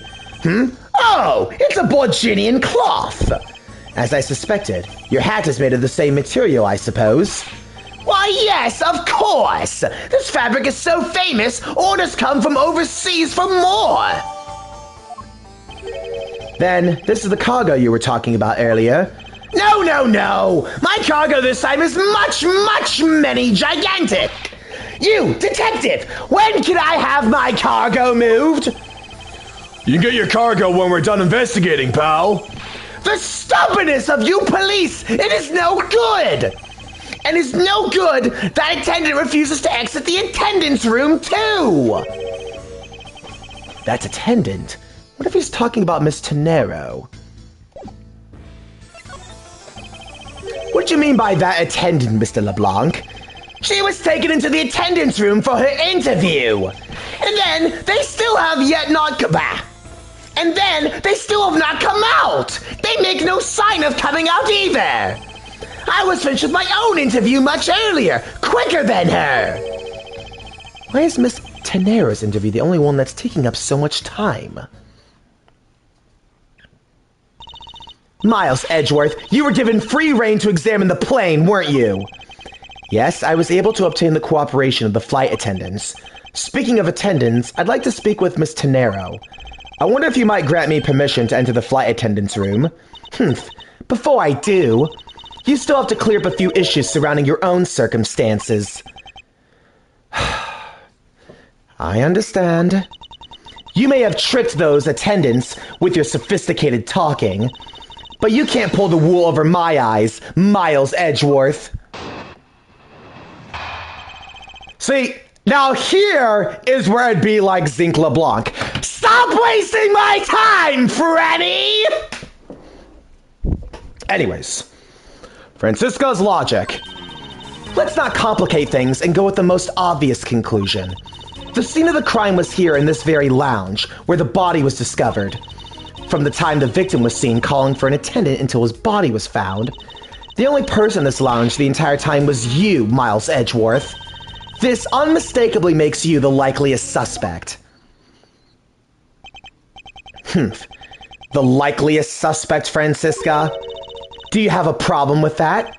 No, but it's not like you to use such vague wording. You're usually a bit more absolute. I'm simply trying to watch out for you. Or is my kindness too hard for you to comprehend? Thank you, but your leniency is unnecessary, for I will prove my innocence soon enough. If I want to continue my investigation, I'll have to break her line of logic fast. Let's go. The pressing game. Hold it! Don't you think you're being a bit rash by simply declaring me the culprit? I like my affairs to be simple and perfect. I'll show you the meaning of both when I finish this whole thing within 3 minutes. Hey, you say that like you're cooking a pack of instant noodles. Ow! I won't allow even 3 seconds of useless testimony to be uttered in my presence. I see she hasn't changed a bit. But I won't allow her to send me to prison so easily. Hold it! So tell me, Francisca, do you know all there is to know about the crime scene? I know all that I need to know in order to arrest you. And nothing more? Are you saying there is more that I need to know? Ah! Why'd you whip me, sir? Sorry, Scruffy. My hand must have slipped. It would appear that Francisca doesn't have all the facts of this case yet. Well, I mean... Objection! That's not it! Francisca, I believe your testimony just now conflicts with this piece of evidence. And I believe that when you use the phrase, I believe, you are anything but certain. Which means that showing me that piece of evidence is just a way to waste time. Ah! There's no need to whip evidence as well!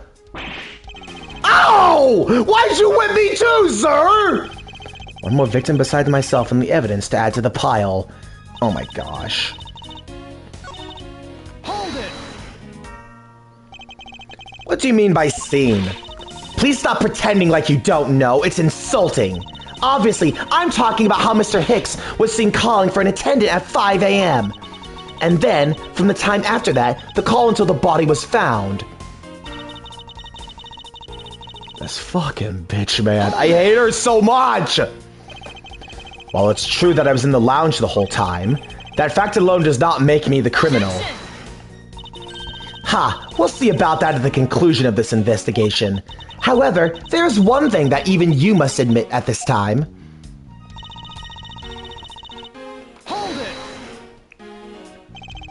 Under the circumstances, I suppose I can agree that I am most likely the suspect. But I believe in you, sir. I don't think you did it. Miss Von Karma's got to believe that too, right? I mean, you two are like ow! Quiet, Scruffy. Even if we were related by blood, that's no guarantee that he's not a criminal. Francisca, I demand to see some proof that you're not the guilty party. The likely suspect, huh? What roundabout euphemism. But it would appear that she doesn't yet know about the new evidence we acquired and where we acquired it. I'll take care of the gaps in her logic one hole at a time. Well... Okay, hang on. I'm gonna need another drink because I think my throat's getting a little dry again. 1 second!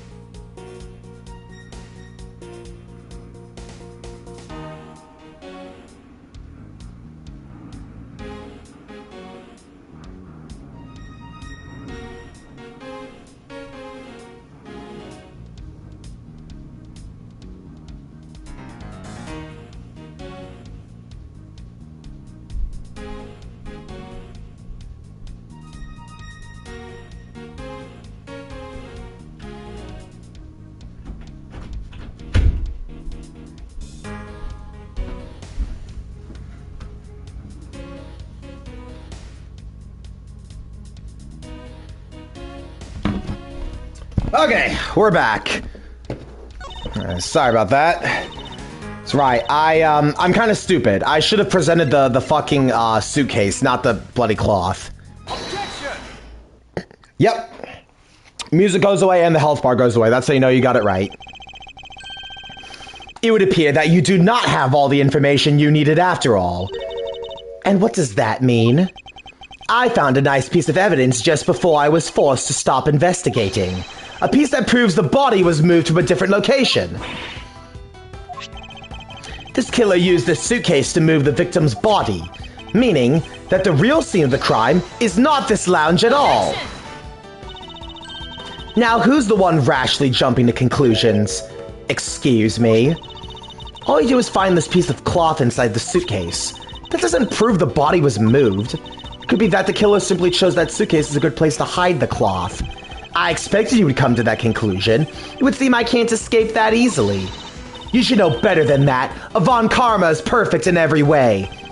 Ah, but did you know that the killer definitely wheeled the suitcase around at some point? As if there is proof of that.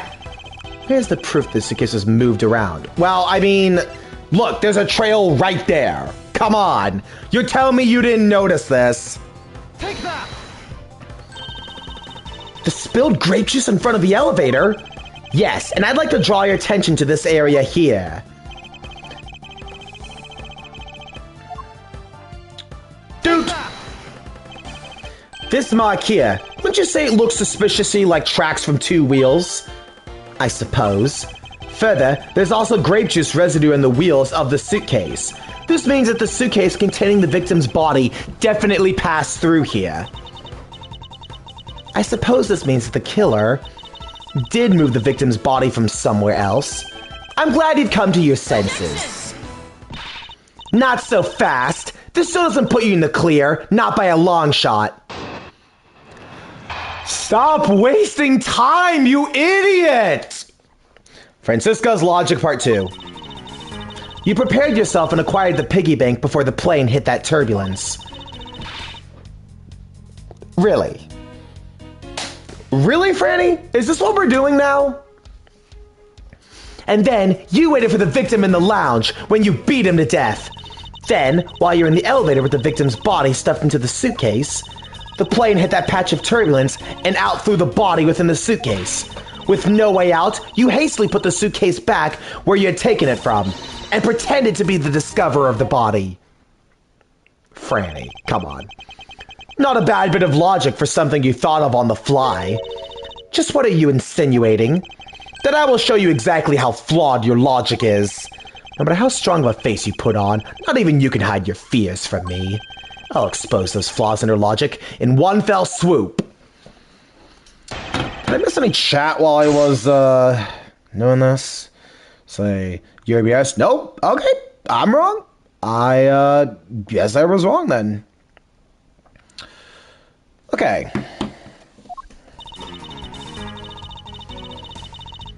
Let's see. Well, no, wait, it's right in the first statement. Because how could I acquire it if I didn't acquire? I don't have the keys to the fucking case. Objection! The fact that you took this piece of evidence into account in your testimony is to be commended. Your legal prowess is certainly something to be feared. Evidence and logic, essential tools that those who would stand in the courtroom must learn to master. But what if there was a fake piece of evidence thrown into the mix? A fake? This Captain Ugo piggy bank is just a fake. It is not the real murder weapon. What? The timing of when the bank was taken from the shop is important, and it was taken after the turbulence had occurred. But then what about the blood on the bank? What do you make of that? I assume it was added after the murder when the killer fabricated this weapon. Looking at it this way, the killer basically did three things after the turbulence. After exiting the elevator, the killer brought the suitcase to the shop and left it there. Then, the killer proceeded to pick the bank up from off the floor and took it to fabricate a fake murder weapon by hitting the victim on the head. Finally, the victim's wallet was planted on my personage and in my pocket to be precise. Everything was done so that I would be framed for the murder of Mr. Ackby Hicks. You there! Yes, ma'am. Other than this piggy bank, was anything else resembling a murder weapon found? We didn't find anything in this lounge or in the shop that could be used as one, ma'am. Most of the items that could have been used were broken during the turbulence. And the remaining items all tested negative for any traces of blood. I see. Well, Miles Edgeworth, it appears your stall tactics are at an end. But it's possible it's just hidden somewhere, sir. Eek! If the criminal had wanted to hide the weapon in a safer place, I think the weapon would have been hidden in the same place as the bloody cloth. Exactly what I was thinking. Because the cloth was hidden inside that suitcase. It signals to me that the killer had not prepared a more secure place to hide the evidence. Which means that the real murder weapon is either still on the murder's personage, or it's still at the real scene of the crime. There's one more possibility, and that would be that the piggy bank is in fact the real weapon, but didn't we just... Let me finish! The killer took the bank out from the display case before the turbulence by opening the lock on the display case door, and it was at that time the glass pane in the door was broken. I'd say that's a perfectly reasonable line of reasoning, wouldn't you? Let's see, so that means the killer had the key to the display case. Francisca, the person you're talking about. Not so fast, I'm not finished. The person I'm talking about has also committed another sin. She tricked the captain and granted you permission to conduct your own investigation. Yes, it's the sin of lying. Speaking of which, I do recall that you also wish to speak with her. Yes? Very well, I grant you permission, but only if I can sit in on your interrogation. Do we understand each other?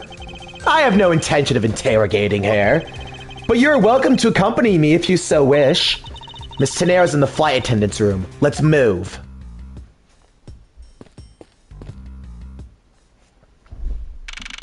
March 12th, 2:23 p.m. Flight G390, first floor, flight attendant's room.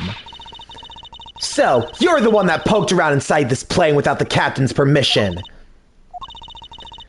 Deviating from flight attendant's manual is very unbecoming, you know. What were you hoping to accomplish by doing that? Miss Tenero. Miss Edgeworth, you're here too? Can you please help us shed some light on why you did what you did? All right.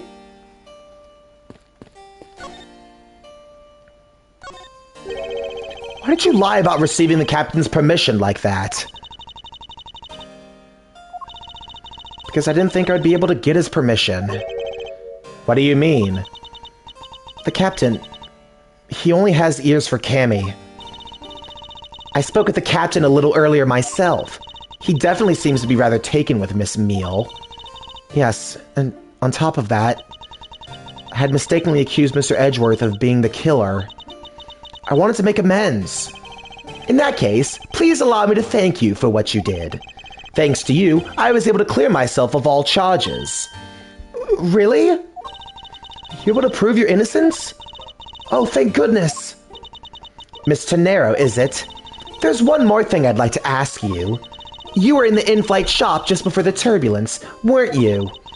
Please, answer honestly. Yes, I was. And why were you there? Well, Why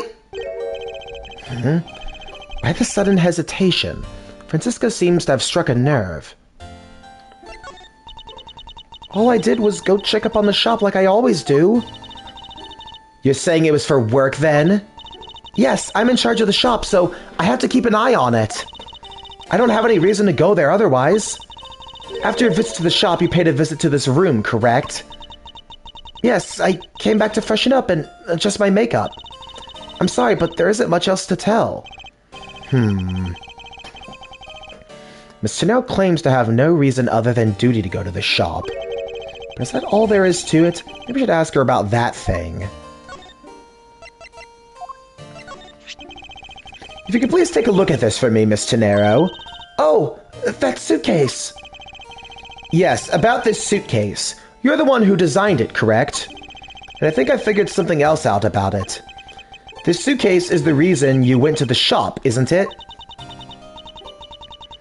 There's nothing you won't find out eventually, is there? Won't you please tell me more about this suitcase? Yes, I was interested in seeing how the suitcase and I had designed were selling. I know that as a service professional I'm not supposed to care, but I really wanted to know. I was glad to see that it was the last one there. The last one there?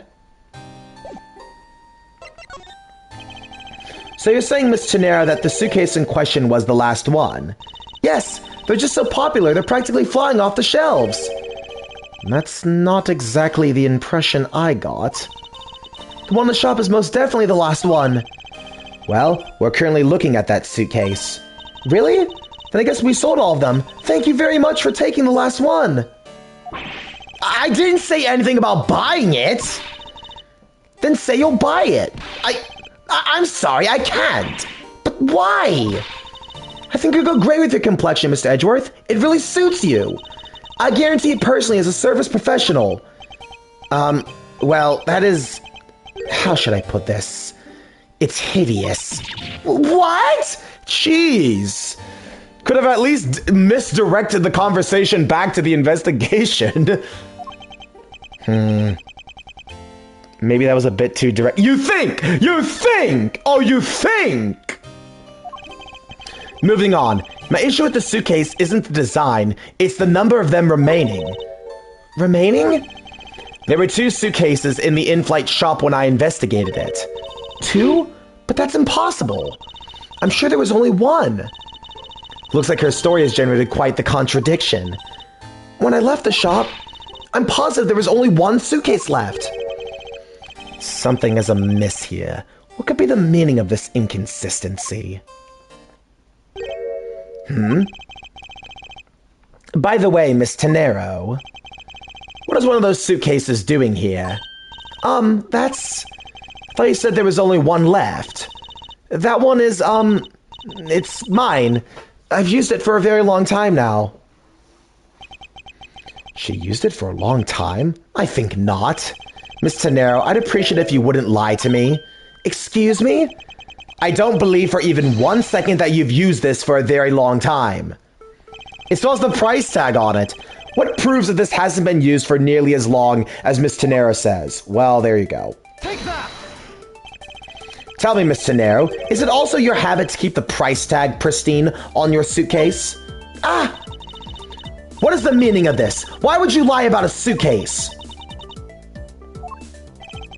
Despite having faith in her design sense, the sales numbers made her cry bitter tears. The truth is becoming increasingly clear to me. Miss Tenero, I think I understand. I know what you are trying to hide. Now then, this suitcase was originally in... Well, it would have to be in there. Seeing as how the price tag is still on this suitcase, one can only assume it was out on the floor for sale in the shop. And the person who bought the suitcase was herself. Take that! It was you, wasn't it, Miss Tenero? I hate to say this, but this suitcase that you designed, it hasn't sold very well, has it? You saw how poorly this design that you poured your heart into was selling, and were deeply hurt. That's why you want to make it look like it was selling by buying it yourself. Isn't that right? That the reason you went into the shop and came back here was... I'm sorry! All I really have is my job. I was overjoyed when my design was chosen. I thought that maybe I'd finally accomplished something. But the suitcases didn't sell. It's because of the design, isn't it? All because it's as you put it, hideous. I can't say they chose a great place in which to sell them either. We weren't selling a single one, and they were just sitting there collecting dust. I felt so bad seeing them there, day in and day out. So, I decided to buy one for every flight I worked. You buy one every single time you work a flight? I see. So in order to keep your resolution, you went and bought one today as well. Yes, and here's my receipt for that purchase. This receipt is clearly time-stamped, 5:40 a.m. The truth is, there's still a bunch of them left unsold. They're planning to scrap the remaining ones at the end of this flight. Miss Tenera, where are these other suitcases? They should all be down in the cargo hold. Then the suitcases the killer used could very well have come from the cargo hold. Mr. Edgeworth, you don't think the killer used one of my suitcases to... Yes, I do. The killer used one of your beloved suitcases to move the victim's body. Ah! How could they? Those suitcases were meant to be faithful partners to our passengers on their trips. That's all I ever wished for them to be. Miss Tenero, is there any other way to get to the cargo hold other than the elevator? The only other way is just through that door there. And what about security? That door has no special lock installed because just to enter this room, you need a special key card that only crew members have access to. Which means that the culprit is someone who can enter this room, eliminating the passengers, leaving only crew members as potential suspects. I can't believe it. Yes, Francisca? Going on these wild goose chases, you're a disgrace to the Von Karma name. And what do you mean by that? The suitcase came from the cargo hold. That fact alone tells the whole story. Yes, which is why I said the culprit must be a crew member who used their key card. Miles Edgeworth, you're proposing that the killer rode the elevator to the cargo hold, correct? Yes, that's the only realistic possibility. That other attendant, Miss Meal, I asked her earlier, and she had this to say. Francisca got information out of Miss Meal? In order to make the elevator go down to the cargo hold, a different key card is required. A different one? Yes, and the only person who holds that particular card is you, Miss Rhoda Tenero, and only you. Ah! What? Is that true, Miss Tenero? Yes, I keep that key card in my locker at all times. Could you please show us that card right now?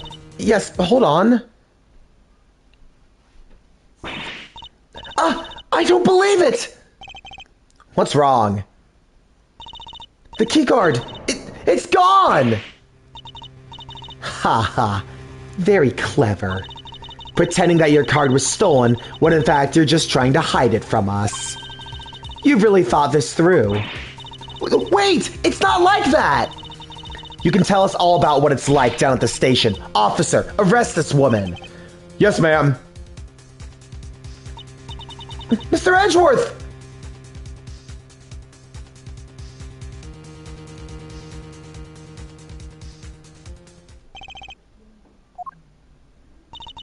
What's wrong? There's disbelief written all over your face.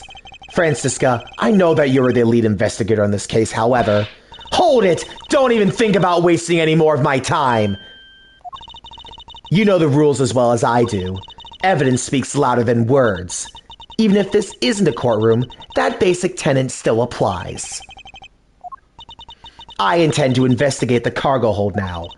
What will you do, Miles Edgeworth? I intend to do likewise.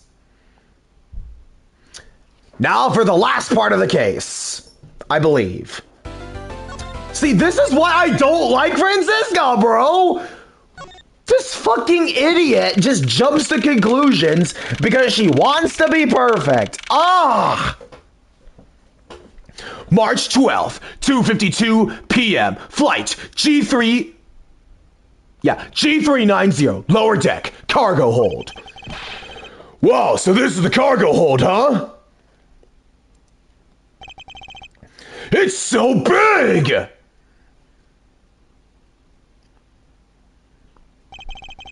This plane is a special model. It has both a super large cargo hold and an ultra luxurious first class seating. So this is the real scene of the murder. There is certainly a high probability of that, which is why we are here, correct? Okay, let's get investigating, sir! Begin investigation. Lower deck, cargo hold. First things first, the suitcases. Holy suitcases, Mr. Edgeworth! It's like an all-you-can-use suitcase fair! These must be all the leftover ones they couldn't sell. The ones the company is planning to dispose of after this flight is over. This paint job is really cool, don't you think? It practically screams artsy! Oh, why not purchase one then? I'm sure it will bring you much happiness. You think so? Then maybe I will! Let's see. $1,200?! I think I'll pass. And Miss Tenero wonders why they don't sell. You need 2 jobs just to buy one. Although, it even looks like one is missing. What's this brittle substance I'm stepping on? It's a bunch of glass fragments.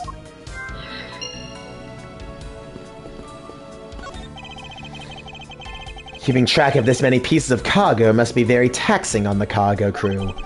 This sure brings back memories of when I worked as a part-time mover, sir! By the look in his eyes, he's waiting for me to ask about the rest of his story. But no matter how he pours on the puffy eyes, I have no intention of doing so. Jeez! No friendly conversation. I didn't know this place... I didn't know that this plane was capable of carrying such large pieces of cargo. This thing's as tall as 2 of you on top of each other, sir! Would probably take 20 of you to cover the entire surface of this monstrosity. What? Really? Yeah, I guess that sounds about right. There's really no need to take that throwaway estimate seriously, Detective.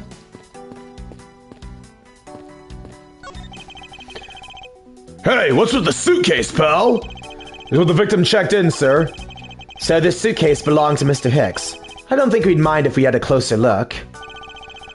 There's nothing out of the ordinary in here, sir. Wait, a file? And there's a photo of Miss Von Carver inside it, sir. Looks like a profile on Francisca. Why would Mr. Hicks have had a file on her? All sorts of boxes are piled up here. This one says... Oh, this one says flammable! And this one says pharmaceuticals! This one says for exorcism use only! So what kind of operation is this airline running? Elevator itself. Ooh, I just love pushing the buttons on elevators and crosswalk signals! Here, you should give it a try, sir! Go on, push it! The elevator is currently stopped on the first floor, Detective. It can't move. Oh yeah, I guess nothing would happen if you pushed it now.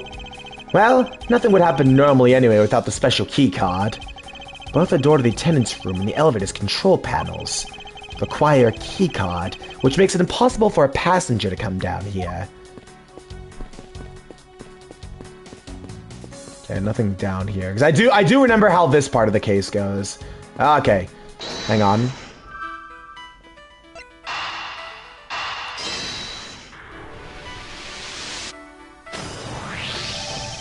I think we can safely conclude that these fragments are from a broken pair of glasses. And the victim is wearing a pair of broken glasses! Exactly what I was thinking. I'm sure the shards would match up perfectly with the remnants of the glass on his lenses. Ergo, the victim was here just as I suspected. So you're saying that the real scene of the crime was here, sir? Isn't that what I've been saying for a while now? Oh, is it? I didn't know that. Perhaps it's a bit early to draw that conclusion. However, I believe that the probability has just skyrocketed considerably. All that's left is to find the murder weapon. Dr. Franny? You arrived at the scene of the crime before Detective Gumshoe, correct? And you then immediately began to direct the investigation. It seems to me that you were already here at this airport for some time besides this murder. Yeah, I was. I've been following a very large and involved governmental level international crime. But it's much too large for one person to take on alone. So it was decided that I should form a joint investigation with Interpol. Interpol is involved? It's a top secret operation, so I really can't tell you any more than I already have. Well, we know he was a Interpol agent. Wait. I think I actually need to check the thing itself, actually, yeah. I need to examine... Oh, no, I've already examined this, okay.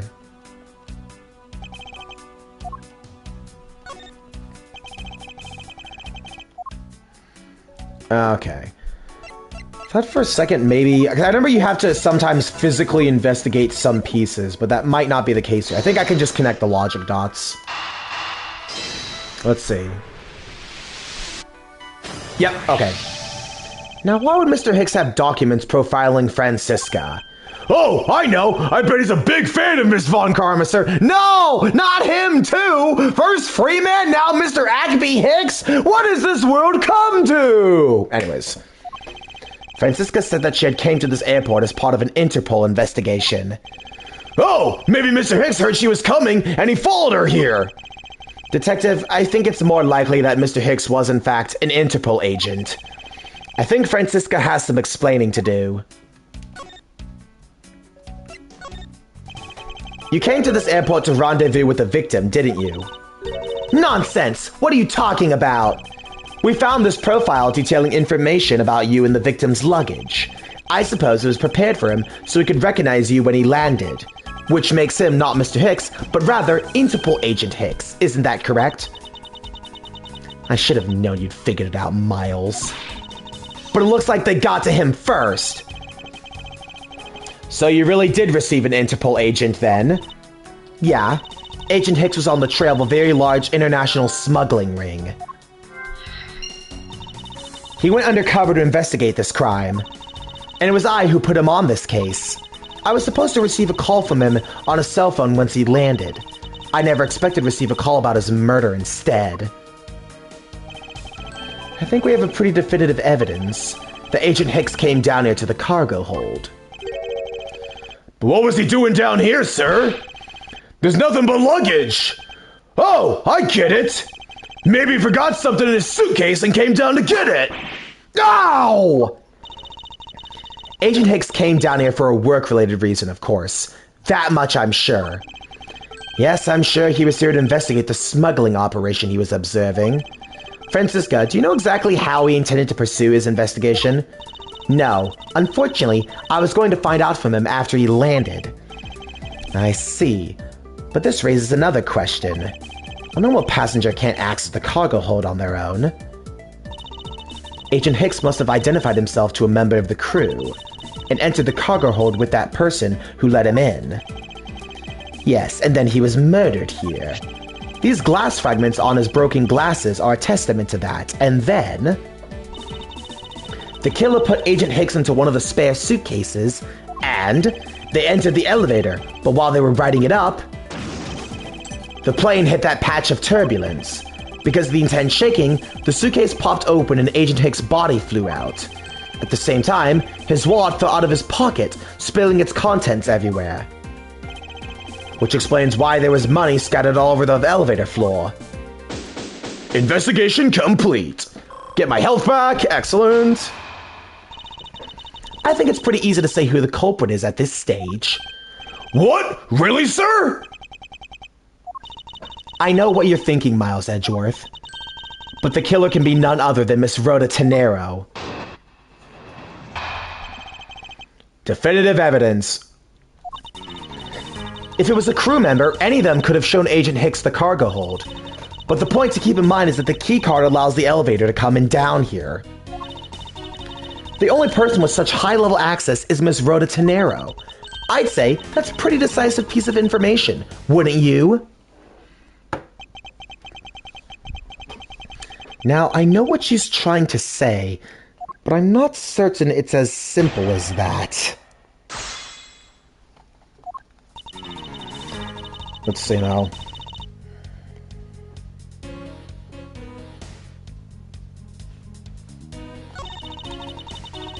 I have a guide, shut up. I know, it was pretty obvious I had a guide with all the answers. I'm just here to dub this. I've already beaten this case. My memory, for as good as it is, I don't remember every single minute detail. Anyways. Hold it. But it's highly likely that the keycard was stolen from Miss Tenero. It's highly likely? Is that possibility the best you can come up with? And you call yourself a disciple of my father? Ah! Yes, well, while I don't have any evidence, Be quiet. You're a disgrace. There's more evidence pointing to Miss Rhoda Tenero, you know. It's not just the keycard that gives her away. Are you talking about the murder weapon, the Captain Ugo piggy bank? Yes! She is also the only person with the key to open that display case!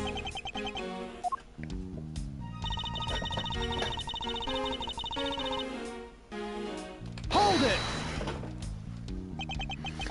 But that is a fake! Stop right there, Miles Edgeworth. You don't have any proof that this is just a red herring. If you must keep on insisting that it's a fake, then what is the real murder weapon, and where did it go? Speechless, I see. That's not a surprise. After all, you know we've searched the entire cargo hold and came up empty-handed. There must be a way. There must be something that can help me rule out the piggy bank as the murder weapon. What should be examined for further helping us to ascertain? Well, the body itself. Francisca, I think you were too quick to jump to your conclusions. Oh, was I? Yes, we don't even have the autopsy results yet. How can I not say that you made a snap judgment when you've even yet to see if the wound on Agent Hicks' head is consistent with the murder weapon? Scruffy! Yes, sir? Contact the medical examiner's office at once. I wish to hear the results of Agent Hicks' autopsy. Yes, sir!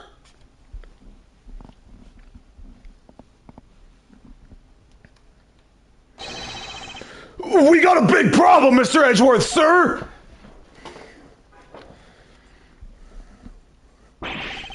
What is it, Detective?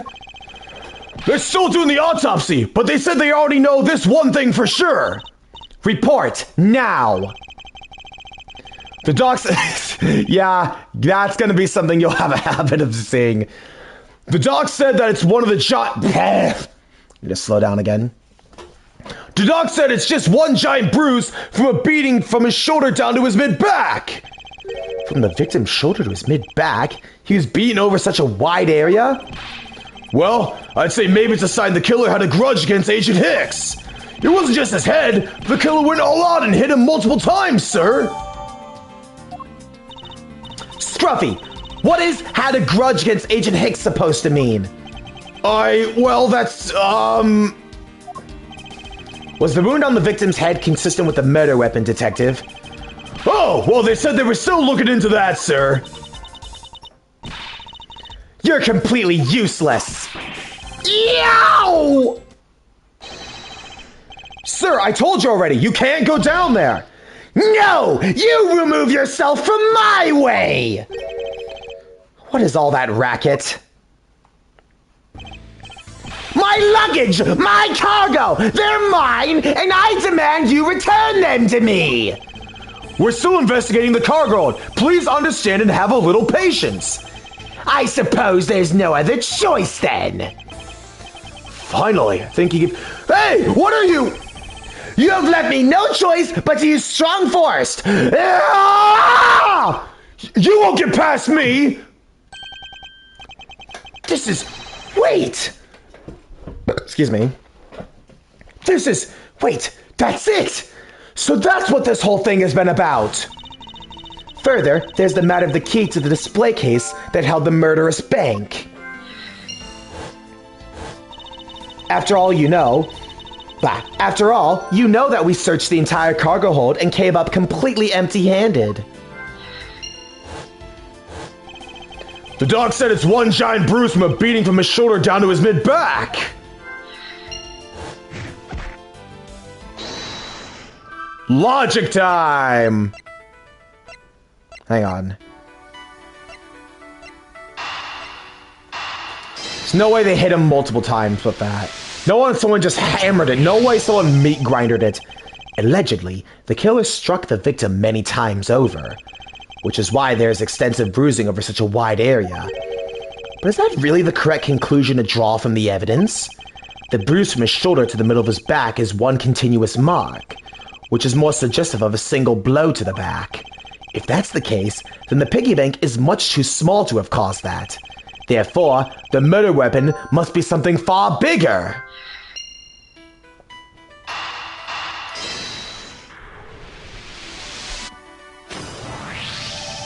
If we're looking for a rather large weapon, you'd think it would stick out.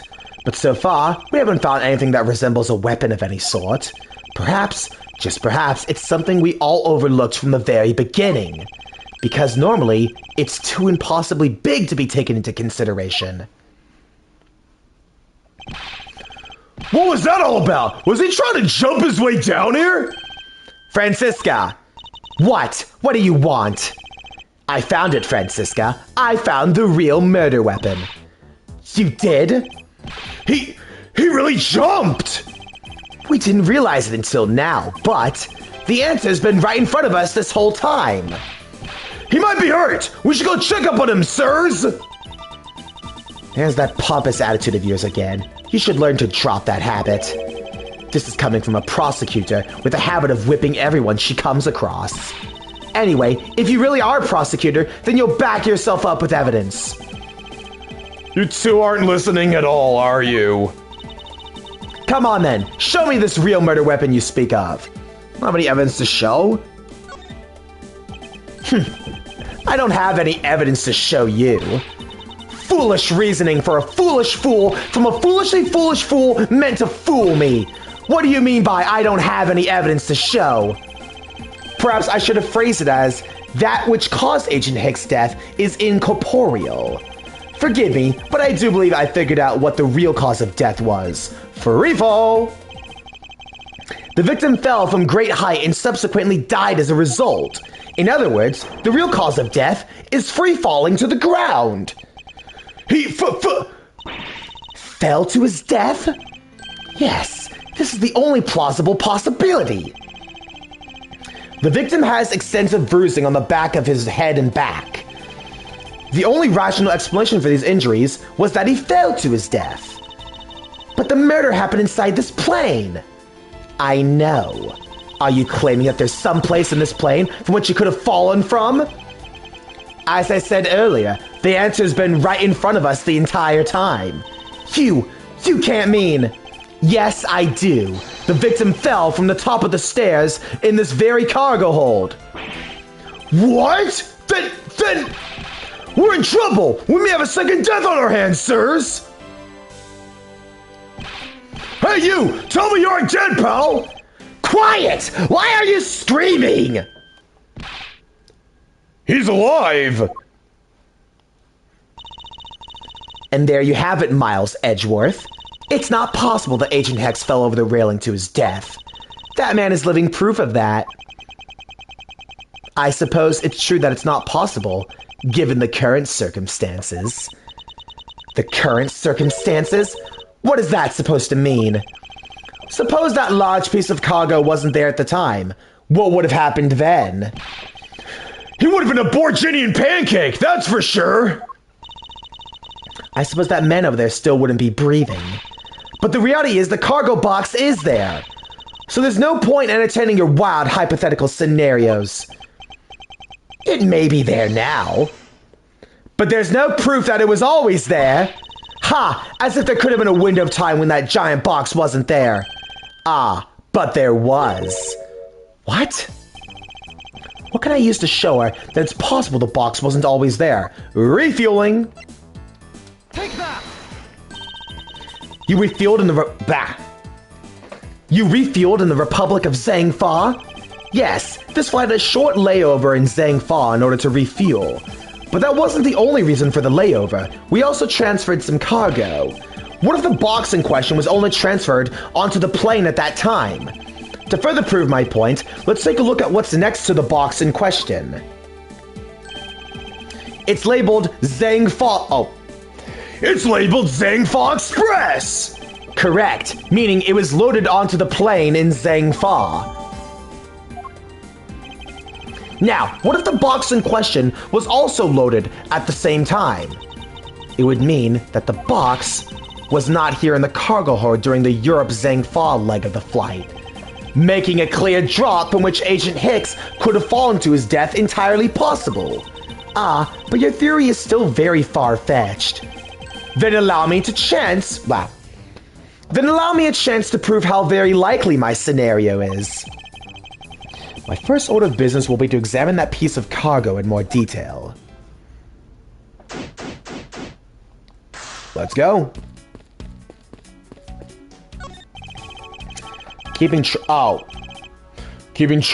I've read this already. Why is it slow now? Keeping track of this many pieces of cargo must be very taxing on the cargo crew. This sure brings back memories when I worked as a part-time mover, sir. By the look in his eyes, he's waiting for me to ask about the rest of the story. But no matter how he pours on the puppy eyes, I have no intention of doing so. Oh my god, straight up. It's a rather large piece of cargo. There's a tag on it, sir. Let's see. Olive Red statue? Never heard of it. No eye, but all I care about is what we can prove it wasn't here at the time of the crime. Then let's get investigating, sir.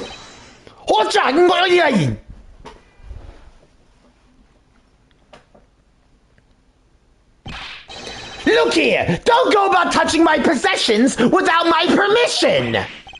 Ack! Don't rush up on me like that, pal! So this belongs to Mr. LeBlanc, does it? I should see what else I can find out from him. I take it that this large piece of cargo belongs to you, Mr. LeBlanc. Of course it's mine! I shipped this fine piece of art from Europe! This Olive Red statue is worth 10 million cents! No, maybe much, much more! Mr. LeBlanc's reason for choosing this plane must have been the large cargo hold. 10 million cents?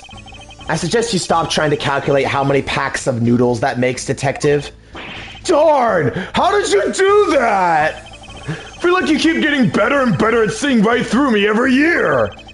Now I grow with each revolution of the planet around the sun. I have the distinct impression it continues to madly spin in place. Jesus is right, Matt. Hey, Mr. Edgeworth, so that 10 million cents, is that in euros or dollars? Does it really make a difference to our case? Mr. LeBlanc, there is a chance your cargo is related to our murder case. I was wondering if you would allow us to examine it a bit closer. It is a very valuable piece of art, so no, there will be no touching.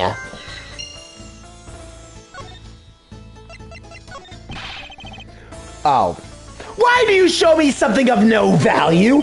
Show me the bread first, and maybe we will talk. Wait, he wants me to pay him before he'll comment on this? Okay. What a waste! How horrible to see a priceless piece of cloth soiled! I assure you it wasn't me. I believe it to be the work of the killer. I will teach that killer a lesson! You can be sure I will! It will be the LeBlanc Revolution! I think he meant the LeBlanc Retribution, but either way it sounds intimidating. Okay, saying things before. What the heck? What am I missing here? Looking at the guide again.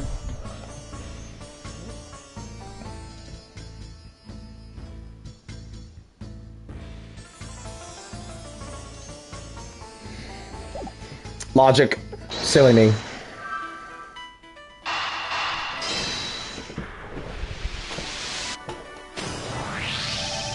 Mr. LeBlanc has something to do with the smuggling ring. Then it's possible this fake statue was brought on board in Zhangfa.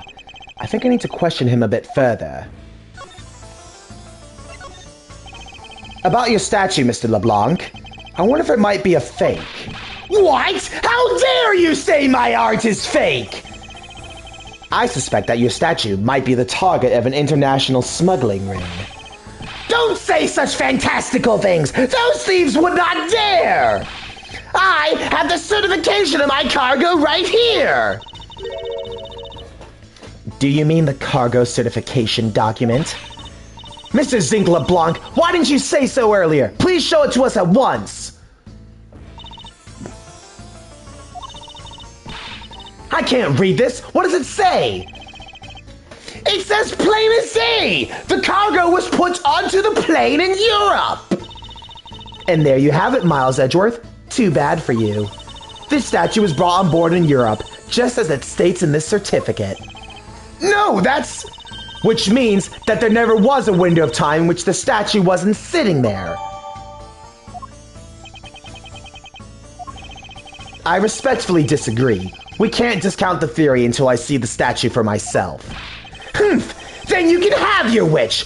Look at it yourself and see if I'm right. I know I've seen this somewhere before. This is the Aleph Red? It gives off such a feeling of art! I can practically smell it! This statue has a high amount of historic value. After it was unveiled at a museum in Europe, I brought it to this country to exhibit it. I believe a closer look is warranted here. So this is the infamous Aleph Red statue. What is it, Mr. Edgeworth? Did you find something? There's something wrong with this picture. We should examine it in more detail. Well, there's things first. It's on top of the cloth. I gotta be the Aleph Red. The marble! Be the marble!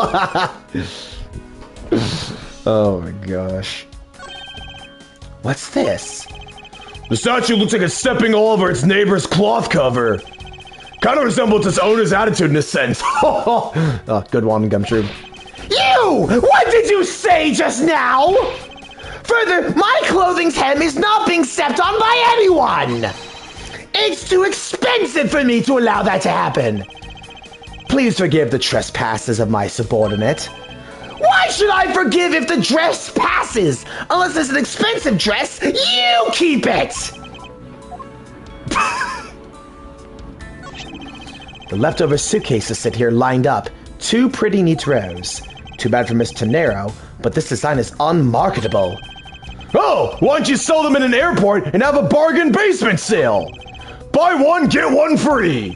If you win the raffle, you get one more for free. How about those ideas, sir? I think if they did that, everyone would lose. So this is the Aleph Red statue. I swear I've seen this somewhere before. No wonder this thing is worth 10 million cents. Look how it sparkles, sir. I wouldn't call it sparkling, detective. Maybe more along the lines of dully shining. Are these eyes made of some sort of gem? That's a real nice shade of orange. For a sec, I couldn't even tell they were jewels. Gumshoe, you're an idiot. Hey, he's our idiot. He's our idiot. And surprisingly, Gumshoe has a lot of really good moments in, especially in the second, bro. Honestly, Gumshoe, for as big of an idiot as he is, goddamn it, is he a really loyal companion, and he's a really funny character. He's a really entertaining character, and he's always at your side. When we get to Case 4, honestly, Case 4 of this game really made me appreciate Gumshoe a lot more. I know a lot of people say that Gumshoe got a lot better in Case 4 of the first Ace Attorney game, but honestly, this game, Case 4 of this game really did Gumshoe a lot of favors. Oh, but they kind of remind me of the eyes of this stray cat that lives near my house. Those eyes supposed to be this color? It's possible the statue is a fake. Well, yeah, I think we, gee, I wonder what we're gonna be doing this one. Eureka! These eyes are awfully orange, don't you think? Yeah, and pretty. They remind me of sunsets when I was in grade school, sir. I don't think you see what I'm talking about. No, I do, but it's really like the color of the sun when it's setting, sir. Ah, the memories.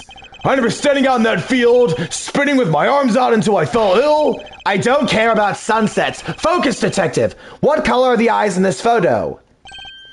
Huh? Ah, sir, they're red. As I thought, this statue is a fake. Mr. LeBlanc, what do you want? Do you not know I am a busy man? I allow you 2 seconds for your answer. The Aleph Red, I suppose this is your pride and joy, is it not? It is the biggest trophy on this European trip. Do you know why I wanted to possess this statue? The trigger started 17 years ago. Better grab a chair, sir. Sounds like it's gonna be a long story. Mr. LeBlanc, I regret to inform you, and you have my heartfelt sympathy, but... Why is that sympathy? For what? You'll see. I'd like you to compare the eyes. That large... that large fellow there has very bright and pretty eyes compared to you. I wasn't talking about the two of us. I meant the eyes of the statue in front of us and the statue in this photo.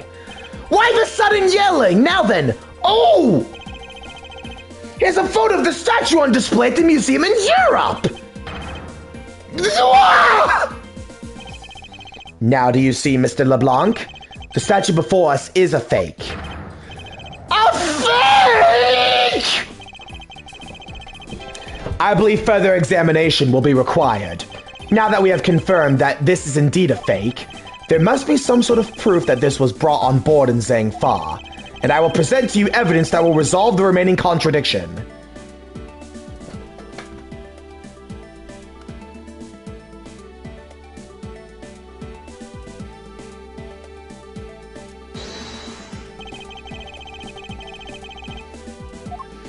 Wait, I'm wrong. You highlight this here, and then you present cargo from Zhang Fa. I'm using a guide. Shut up. I'm here to dub. I'm not here to show off my excellent skills. I found you, faker. Faker? I think you're the fake hedgehog around here. You're comparing yourself to me? Ha! You're not good enough to be my fake. I'll make you eat those words. Okay. Eureka! There's clearly a contradiction here. What are you going on about? It's just a simple case of cargo cover getting stuck under another piece of cargo. That's not possible. But it is. It shouldn't be this way, but the statue's on top of the cloth.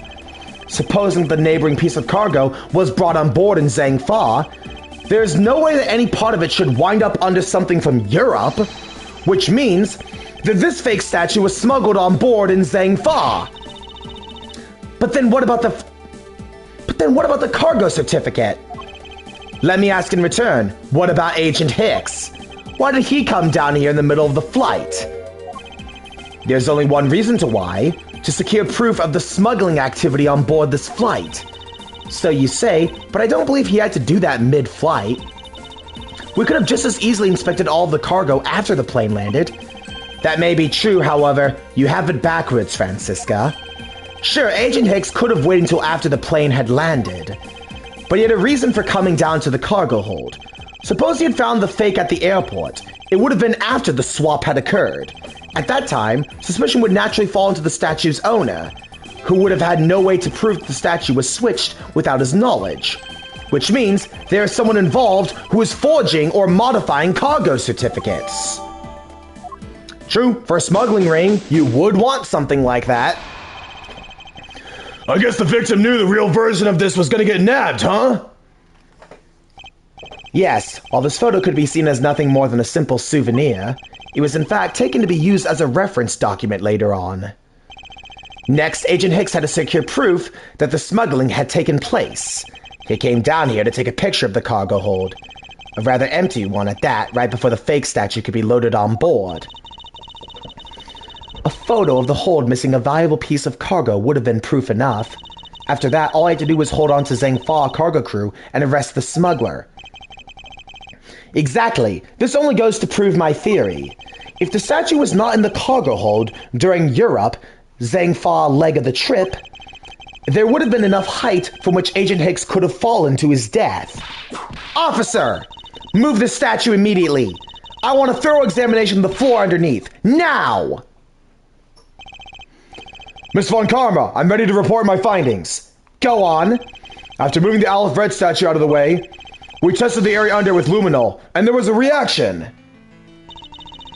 I see. There was a reaction to luminol, an indication that there was blood in that spot. Can we stop looking at it now, sirs? It would seem that my deductions were correct after all. I suppose it would appear to be that way. The culprit cleaned up the blood well. And how do you think the killer did that? How did the killer clean up all the blood? Well, gee, I wonder. Take that! The killer used the bloody cloth I found inside the suitcase to clean up the mess. I see. They had a need to clean up all the blood before the plane landed in Zhang Fa. Yes, because otherwise, the cargo crew would have discovered it during the layover. So you guys are saying that the murder happened before the plane landed in Zhang Fa? There's no other conceivable timeline for the events of the murder. But if that's true, what throws a certain person's testimony into doubt? If the murder occurred before we landed in Zhengfa, then this person becomes highly likely a suspect. Oh, gee, I wonder who it is. Recall Miss Mule's testimony about Agent Hicks in regard to when we departed for Zhengfa. I totes saw Mr. Hicks sitting in a seat at 5 a.m., you know. She claims Agent Hicks was alive at the time of the service calls, but... That totally contradicts the facts, sir! But why would she lie about something like that? I think the only person who can answer that is Miss Meal herself. Okay, now for the final part. Jesus, I forgot how many segments this case had.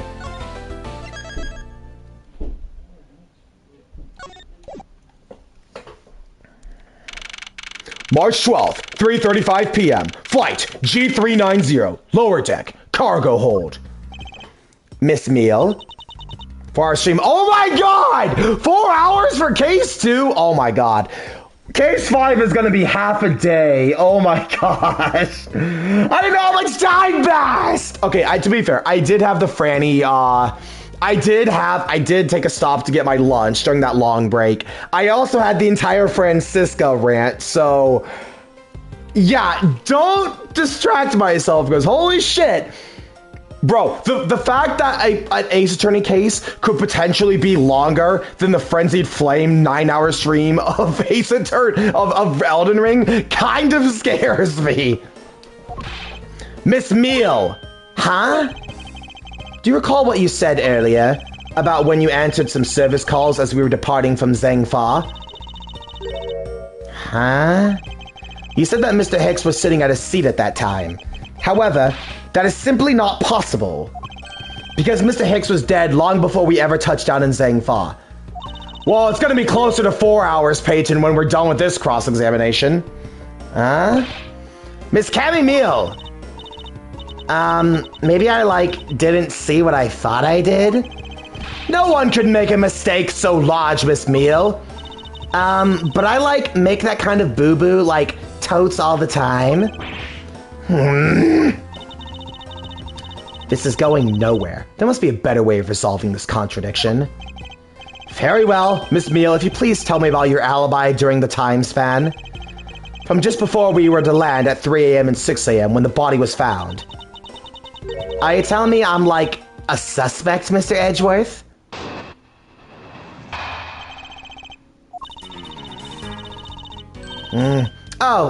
Yeah.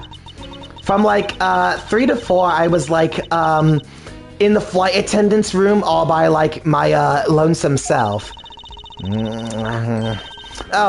Yeah. And from, 5 to 6, I was, totes in the flight attendant's room all by my lonesome...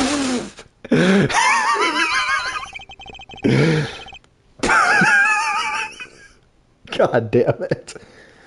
How is a man supposed to react to a testimony like that? Miss Meal, wake up!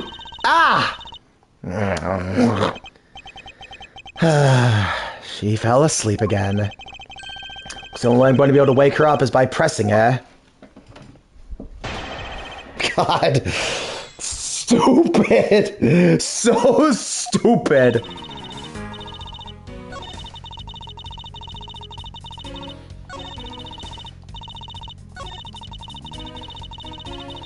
So dumb, by the way.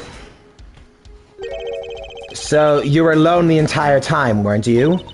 Yeah, no one else, even popped in their heads to say, hi. Oh, well, I think a contradiction just popped in to say hi. What should I do? Should I raise an objection? Miss Meal, there's a clear contradiction embedded in your testimony. Huh? What are you talking about? It's not possible that you were alone in the attendance room from the whole time, from 5 to 6 a.m. The suitcase receipt. Take that! I wonder if I wonder if you would be so kind as to take a look at this receipt, Miss Meal. Huh? A receipt for what? It's for the suitcase Miss Tenero bought. Now, if I may direct your attention to the timestamp, As you can see, it clearly says 5:40 a.m., Miss Tenero. Yes. Huh? Why is the killer here? I thought you'd have her, like, locked up by now. I requested that she be presented... I request that she be present as a witness so that we may straighten out your complex lie. Now then, Miss Tenero, between the hours of 5 and 6 a.m., you took a trip from first class down to the first floor in... sorry, that's a tongue twister. You took a trip from the first class down to the first floor in-flight shop, correct? Yes, I went to the shop to buy a suitcase, after which I went straight to the attendance room to drop it off. And did you see Miss Meal there at that time? No. So, Miss Meal, where were you really between the hours of 5 and 6 a.m.? I mean, this isn't gonna do us a lot of good, since it's just gonna be her word versus Miss Tenero's, and... Or you can just fall asleep. That works too. Miss Cammy Meal! Huh? The, like, bathroom? I'll be the one to ask the questions here. Yeah, maybe, like, that's it. I probably, like, just missed her. Nature calls, you know. Do you take me for a fool? That's a little too convenient to be true. But it's like, totes the truth. Cross my heart. I don't have enough conclusive proof to counter-argue her at this stage. You don't, like, believe me, do you? But please, won't you, like, give me a second chance and hear me out? Reason for suspicion. Look, I know you're, like, suspecting me because I'm one of the crew. But you'd think that, like, maybe you should also suspect Miss Rhoda, too? She's, like, totes the one in charge of the elevator keycard in the shop, you know?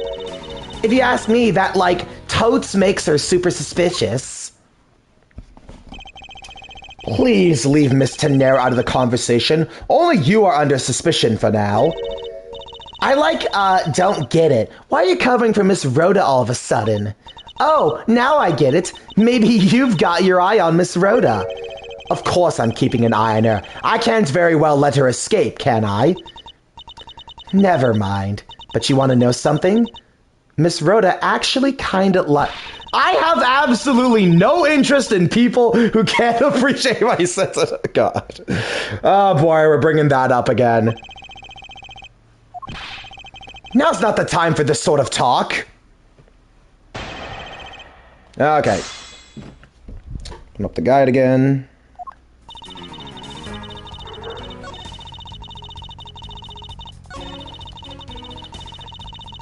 Hold it!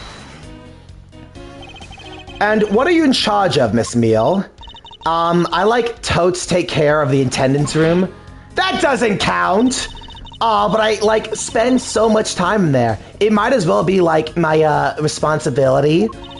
Miss Edgeworth, Cammy is very talented in languages, so she assists passengers who may not speak English, especially those who speak Borginian. She's the only one on this flight who is fluent. Oh, you mean like that kind of thing, as in what I'm in charge of. Why didn't you say so, like, in the first place? What else could I have meant? Yeah, so, like, I'm, like, totes good at Borginian. She's fluent in Borginian. Then I suppose you're in charge of processing documents in Borginian? Yeah, I like totes takes care of anything that has to do with Borginian. Very interesting.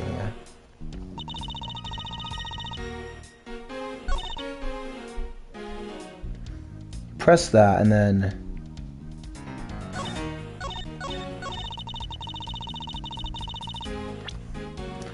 Let me take this right here.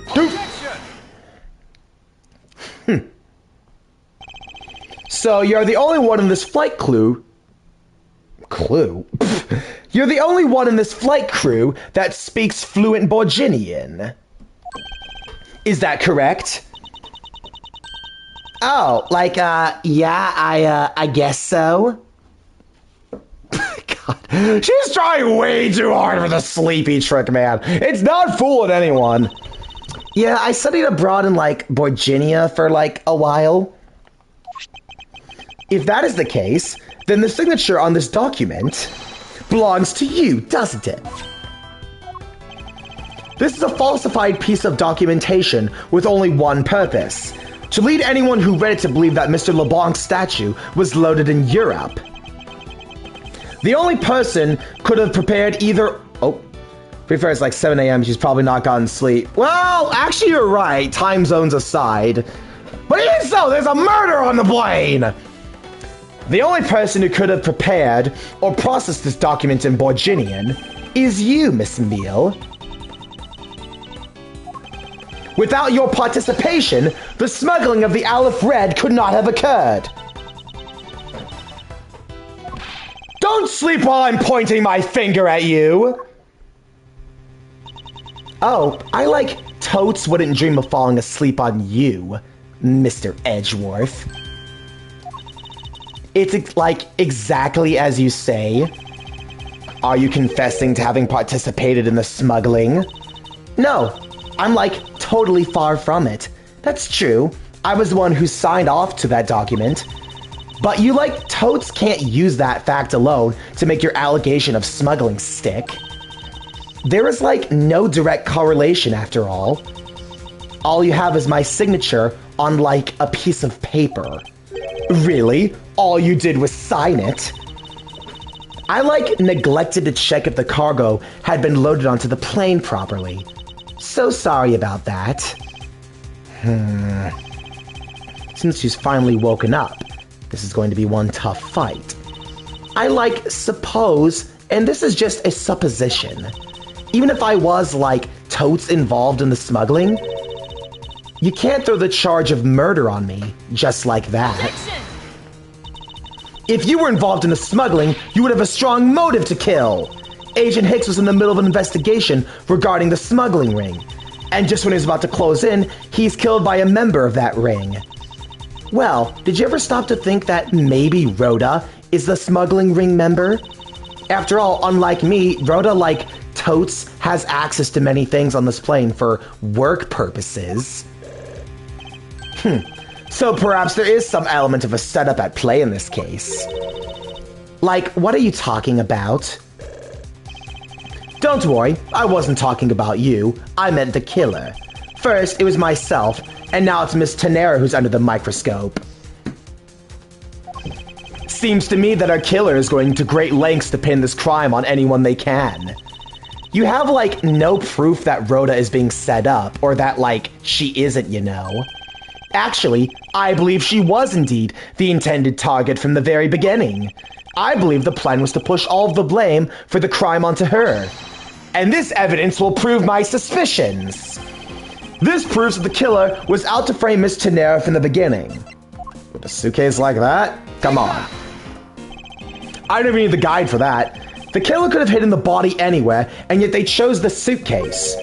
Why is that? Perhaps it was only to move the body from the lower deck to the first floor. However, why go through the trouble to do so? The only way all these actions make sense is if the killer had wanted to frame Miss Tenera for the murder. If Miss Tenera buys the suitcase on every flight she works without fail, but should her suitcase be switched with one containing the victim's body, that would put her in a very tight spot. Unfortunately for the killer, the turbulence put an end to that plan. There wasn't enough time to put the body back into the suitcase. Ergo, they made do with whatever was at hand and adapted their plan. And tried to frame me as I lay unconscious on the floor from the turbulence. The killer then went to hide the suitcase in the in-flight shop and brought the piggy bank back to the elevator in order to fabricate a false weapon. A lot of work for a fruitless endeavor, wouldn't you agree? Sounds like the killer, like, had a totes tough time too, huh? I mean, like, why did the killer need to frame someone that badly anyway? That's because of the special circumstances surrounding this particular case. What special circumstances dictated the need for the killer to frame someone? Where the murder took place. The special circumstance is simply that the murder took place on a plane mid-flight. No matter which country, customs is quite strict in this day and age. So no matter what you do, the chance that the body will be found is very high.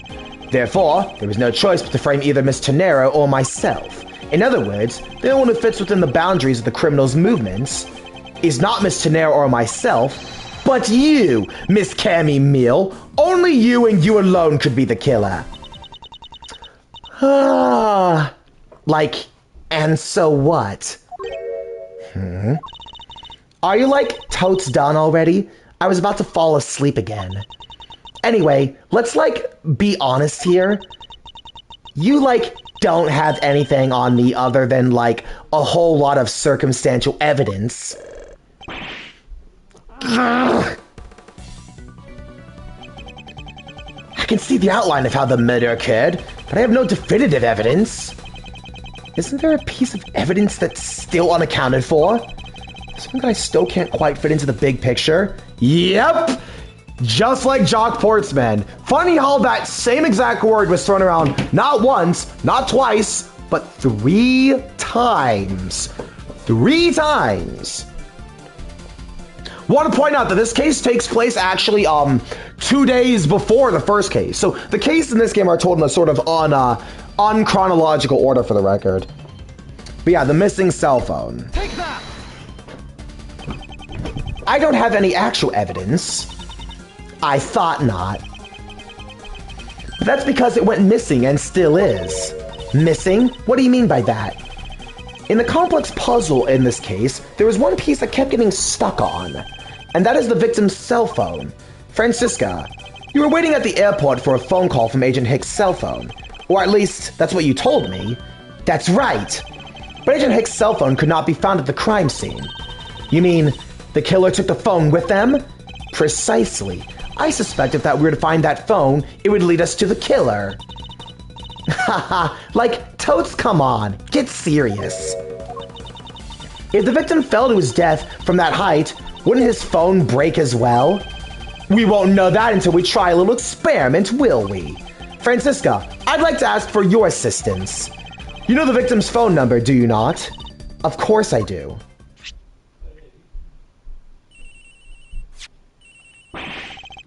Agent Hicks' phone! It's ringing from somewhere, sir! I heard it, Detective. And where's it coming from?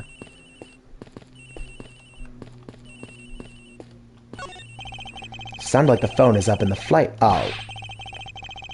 We better hurry to flight attendant's room, sir! Whoopsies. March 12th, 4:12 p.m. Flight G390, first floor, flight attendant's room. The ring is coming from somewhere in here, sir! Leave no stone unturned, Detective Gumshoe. We must find it. The ringing is coming from somewhere around here. But it's not here, sir! I have such a bad feeling about where we're going to find the phone. The ring's coming from in here, sir! What? No, it can't be! This has gotta be the victim's cell phone! Just whose locker is this, sir?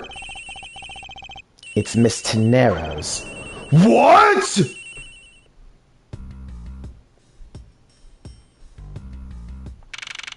March 12th, 4:28 p.m. Flight G390, lower deck, cargo hold.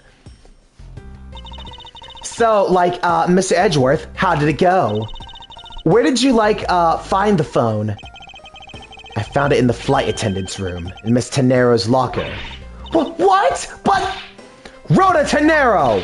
I don't know anything about the phone! It wasn't me! It wasn't me! Miss Von Karma, is it? I, like, totes suggest you, like, arrest Miss Rhoda Tenero, like, right away. Wait, I have a theory. This is related to the incident with the key card. When the killer went to steal the key card, they conveniently stashed the cell phone in Miss Tenero's locker at the same time. This is related to the key card, all right. In the same way that we have zero proof that the killer did just that.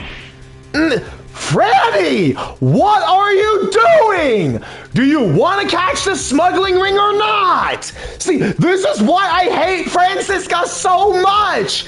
Why? You literally, oh my god, this fucking idiot! How old is she? 19.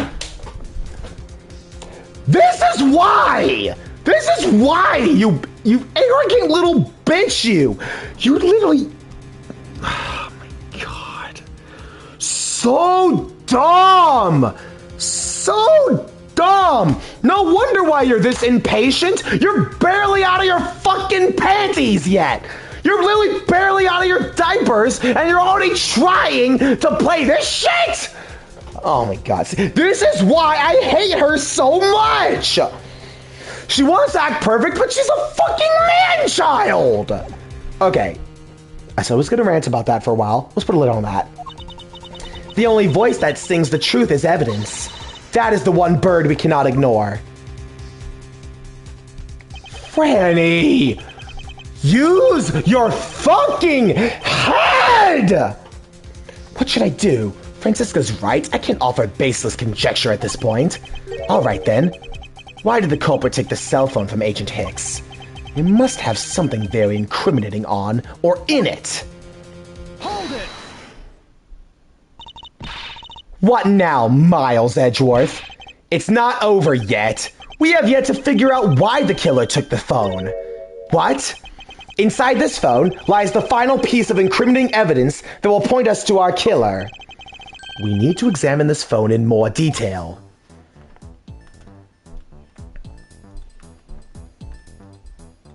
Ah, it's so specific. This must be the switch that opens the phone. Now, funny! Actually, very funny! I had a phone that was just like this. It was an LG flip phone that had the little sideways keyboard called the LG. Matt knows this because he was there when I had this thing all the way back in junior high. It's very funny I had a phone that was virtually just like this. What did they start putting keyboards like these onto cell phones? Hey, this is one of those computer cell phones they started selling recently. Computer cell phones? Yeah, it's got a computer in it and it's a cell phone. Neat, huh, Mr. Edgeworth? All you need is a phone is the phone part, nothing more. I'm guessing yours can't even send out email. Talk about inconvenient. Do you have a problem with what I do and do not do, detective? Ah, no, sir. As they say, simple is best. Okay, hang on. Ah, it's a camera lens. Come to think of it, I wonder, how exactly was Agent Hicks planning to preserve the crime scene of a smuggling? Francisca, I need to confirm something. This cell phone, can it take pictures?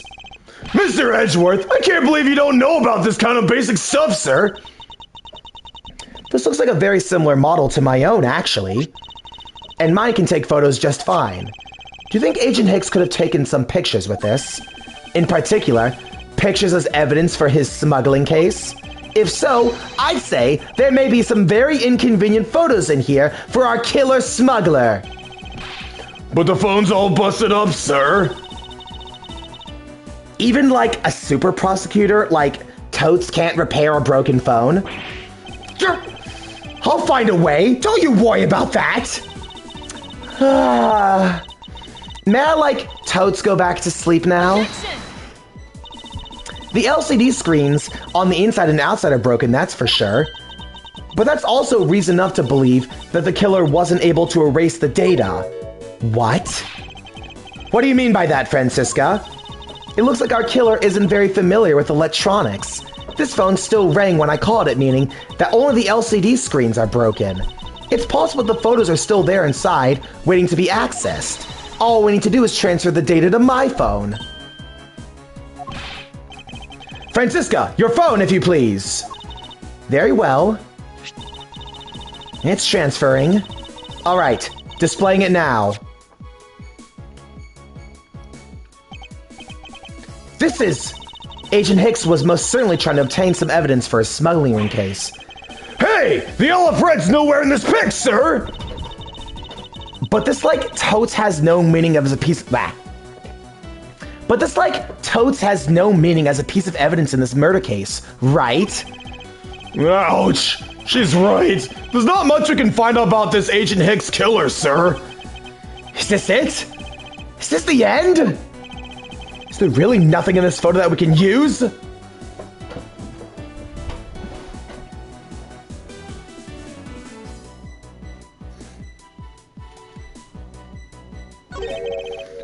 What's all this? Oh, they are cargo shipped from Virginia to Zhangfa! So the reason they aren't here now is that they were dropped off in Zhangfa. Mr. LeBlanc, can you tell me about the contents of the boxes? Unfortunately, there's no English written on them anywhere. One cluster of boxes is written in Virginian. It says youre. It is cloth in English. Cloth? Could it be... Is this for the killer? What? What's for the scary face? Miss Meal. Yes? It appears that Agent Hicks was no ordinary investigator. He left us with a piece of evidence after all. A striking piece that will point out who his killer is. Ha! Maybe you like totes shouldn't force your mistaken reading of a simple picture, Mr. Edgeworth. The Borginian cargo and this piece of evidence will point us straight to the killer. Take that! And what's that supposed to prove? The killer used this piece of cloth... Waiting on. Let me read what you're saying first. The killer covered up the boxes. There's no cloth on top of that. Oh, no, you'll see. You'll see where he's going with this. The killer used this piece of cloth to wipe up the blood they had spilt. But there was one thing that bothered me this whole time. Where did it come from? And now, I finally found my answer in this very photo. The cargo that was unloaded in Zhangfa had cloth written on it. In Borginian, that is.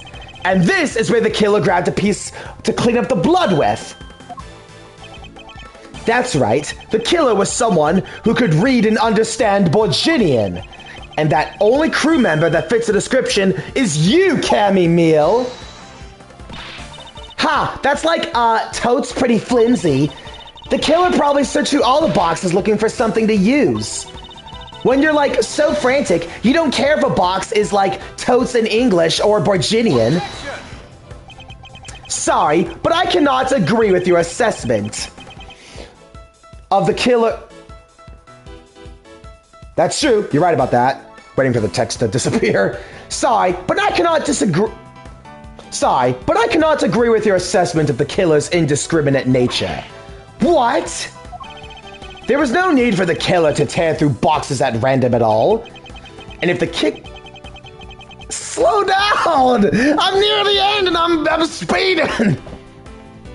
And if the killer supposedly could not comprehend Borginian, well then... Logically, the killer would have opened this box first. Take that! Hey! It says bed sheets in English right on the box, sir! Precisely. And bed sheets would be perfect for cleaning up blood, wouldn't you say? So what are you trying to, say?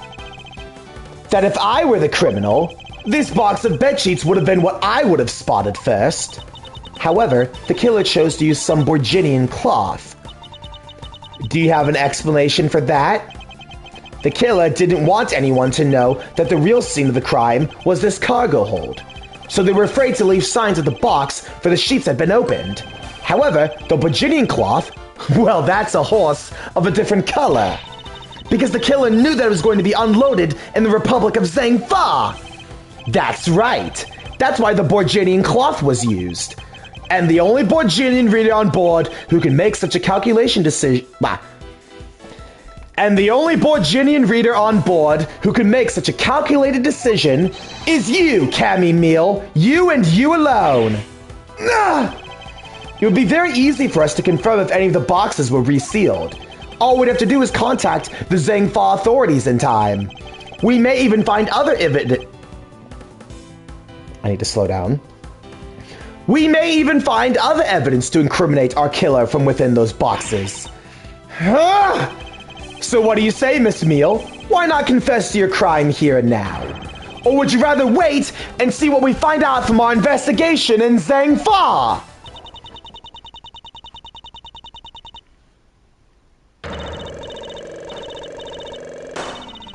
No! I cannot do another scream. I do not have another thing into me to scream.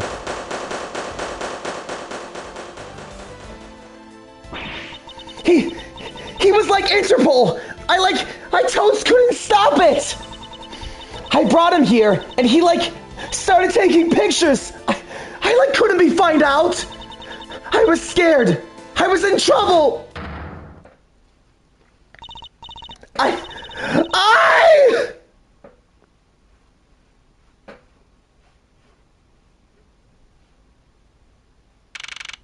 March 12th, 5:26 p.m. Flight G390, first floor, lounge. We finished making all the arrangements to take the suspect in, sir. Very good, Detective. What about the smuggling route? Did you say anything about that? They're taking her down to the precinct now. I was beginning to like me. What? Why? Why? Anyways. They're taking her down to the precinct now. Hopefully we can get more out of her there. Whenever we even approached the topic, she just started foaming at the mouth. Oh, gee. Oh. It was scary, sir. She probably wasn't prepared to commit a murder all of a sudden. One thing is for sure, the ring behind this whole mess means serious business. It looks like there's a lot more to this case than meets the eye.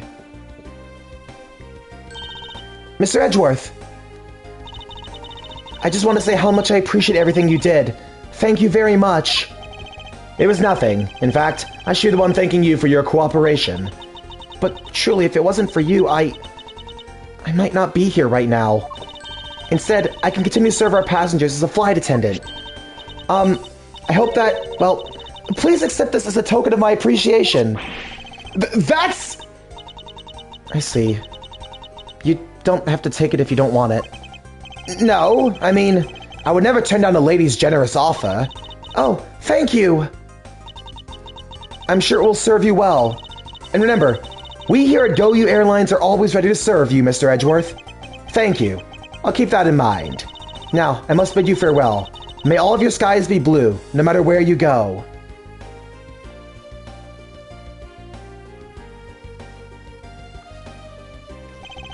I can't believe we wound up investigating the whole day, sir, but boy, it was fun! Speak for yourself. My day was filled with earthquakes, elevators, and false charges. By the way, where's Francisca? Oh, she's filling out some customs paperwork for her departure. Departure? Yeah, Miss Von Karma's always really busy, sir.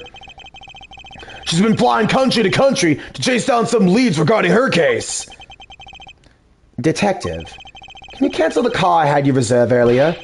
You got it, sir. March 12th, 5:47 p.m. Hope Springs Airport. Francisca? I thought I told you when you first landed. I have no time for idle chatter.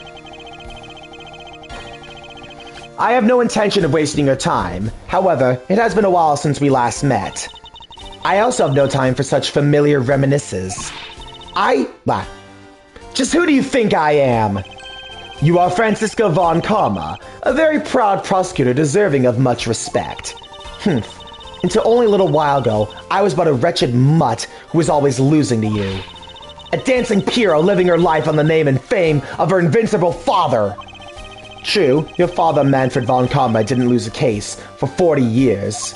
However, I wouldn't say he was invincible. What are you talking about? The group I'm on the tail of is a little more troublesome than most. The smuggling route we found this time is only one sliver of the bigger picture.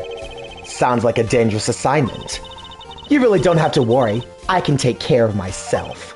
Yes, I suppose you can. Plus, there's another agent on this case with me. Oh, another agent? He's a star among Interpol agents, and he has the highest successful arrest rate. Who knows? You may even run into him one day. I was simply caught up in this one case. I hardly see why we'd cross paths. I suppose, but I doubt he would say the same. I'm not following you. You'll understand soon enough. The fight has only just begun, Miles Edgeworth. I'll be back in this country soon enough. And when I am, you can be sure I'll pay you back in full.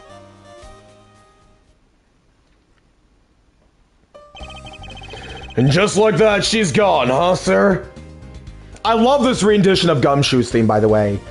It's a very surprisingly good rendition. I'd even say better than his original theme. And just like that, she's gone, huh, sir? Thank goodness! I can finally rest easy knowing I won't have to watch out for her whip! Detective Gumshoe, I want to thank you for all your help and cooperation. Oh, it was nothing, sir. I'm just happy to be able to work with you again. Peyton's already getting into it. I think I'm gonna celebrate by adding a little extra salt to my instant noodles tonight. How much did you cut his salary by, Francisca? Another reason to hate her! Bro, she's salary cutting! Bro, give Gumshoe a raise! Come on, dude! Oh. Detective, I was wondering if you might give me a ride down to the prosecutor's office. Sure thing, sir. I'll even fly down the road in a patrol car if you want. Don't make me remind you, Detective. Safety first. Thus, I solved the first case upon my arrival home. Francisca von Karma, the smuggling route she was after. The leaders of that ring had already put their trump card into play. And the players on the other side of this war, they would begin to make themselves known through the next incident.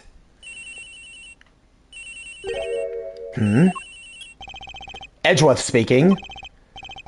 Ah, finally! I called who knows how many times earlier, but I couldn't get through. And you are? Ah, have you forgotten my voice, Miles, my boy? Mr. Amano. Ernest Amano, correct? Ah, so you do remember me. I know it's rather sudden, but I can't ask this of anyone else.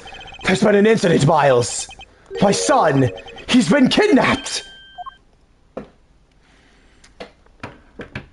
Case 2, Turnabout Airlines. The end. Alrighty then, fellas. Next time we pick up, we're going to be starting Case 3, the Kidnapped Turnabout.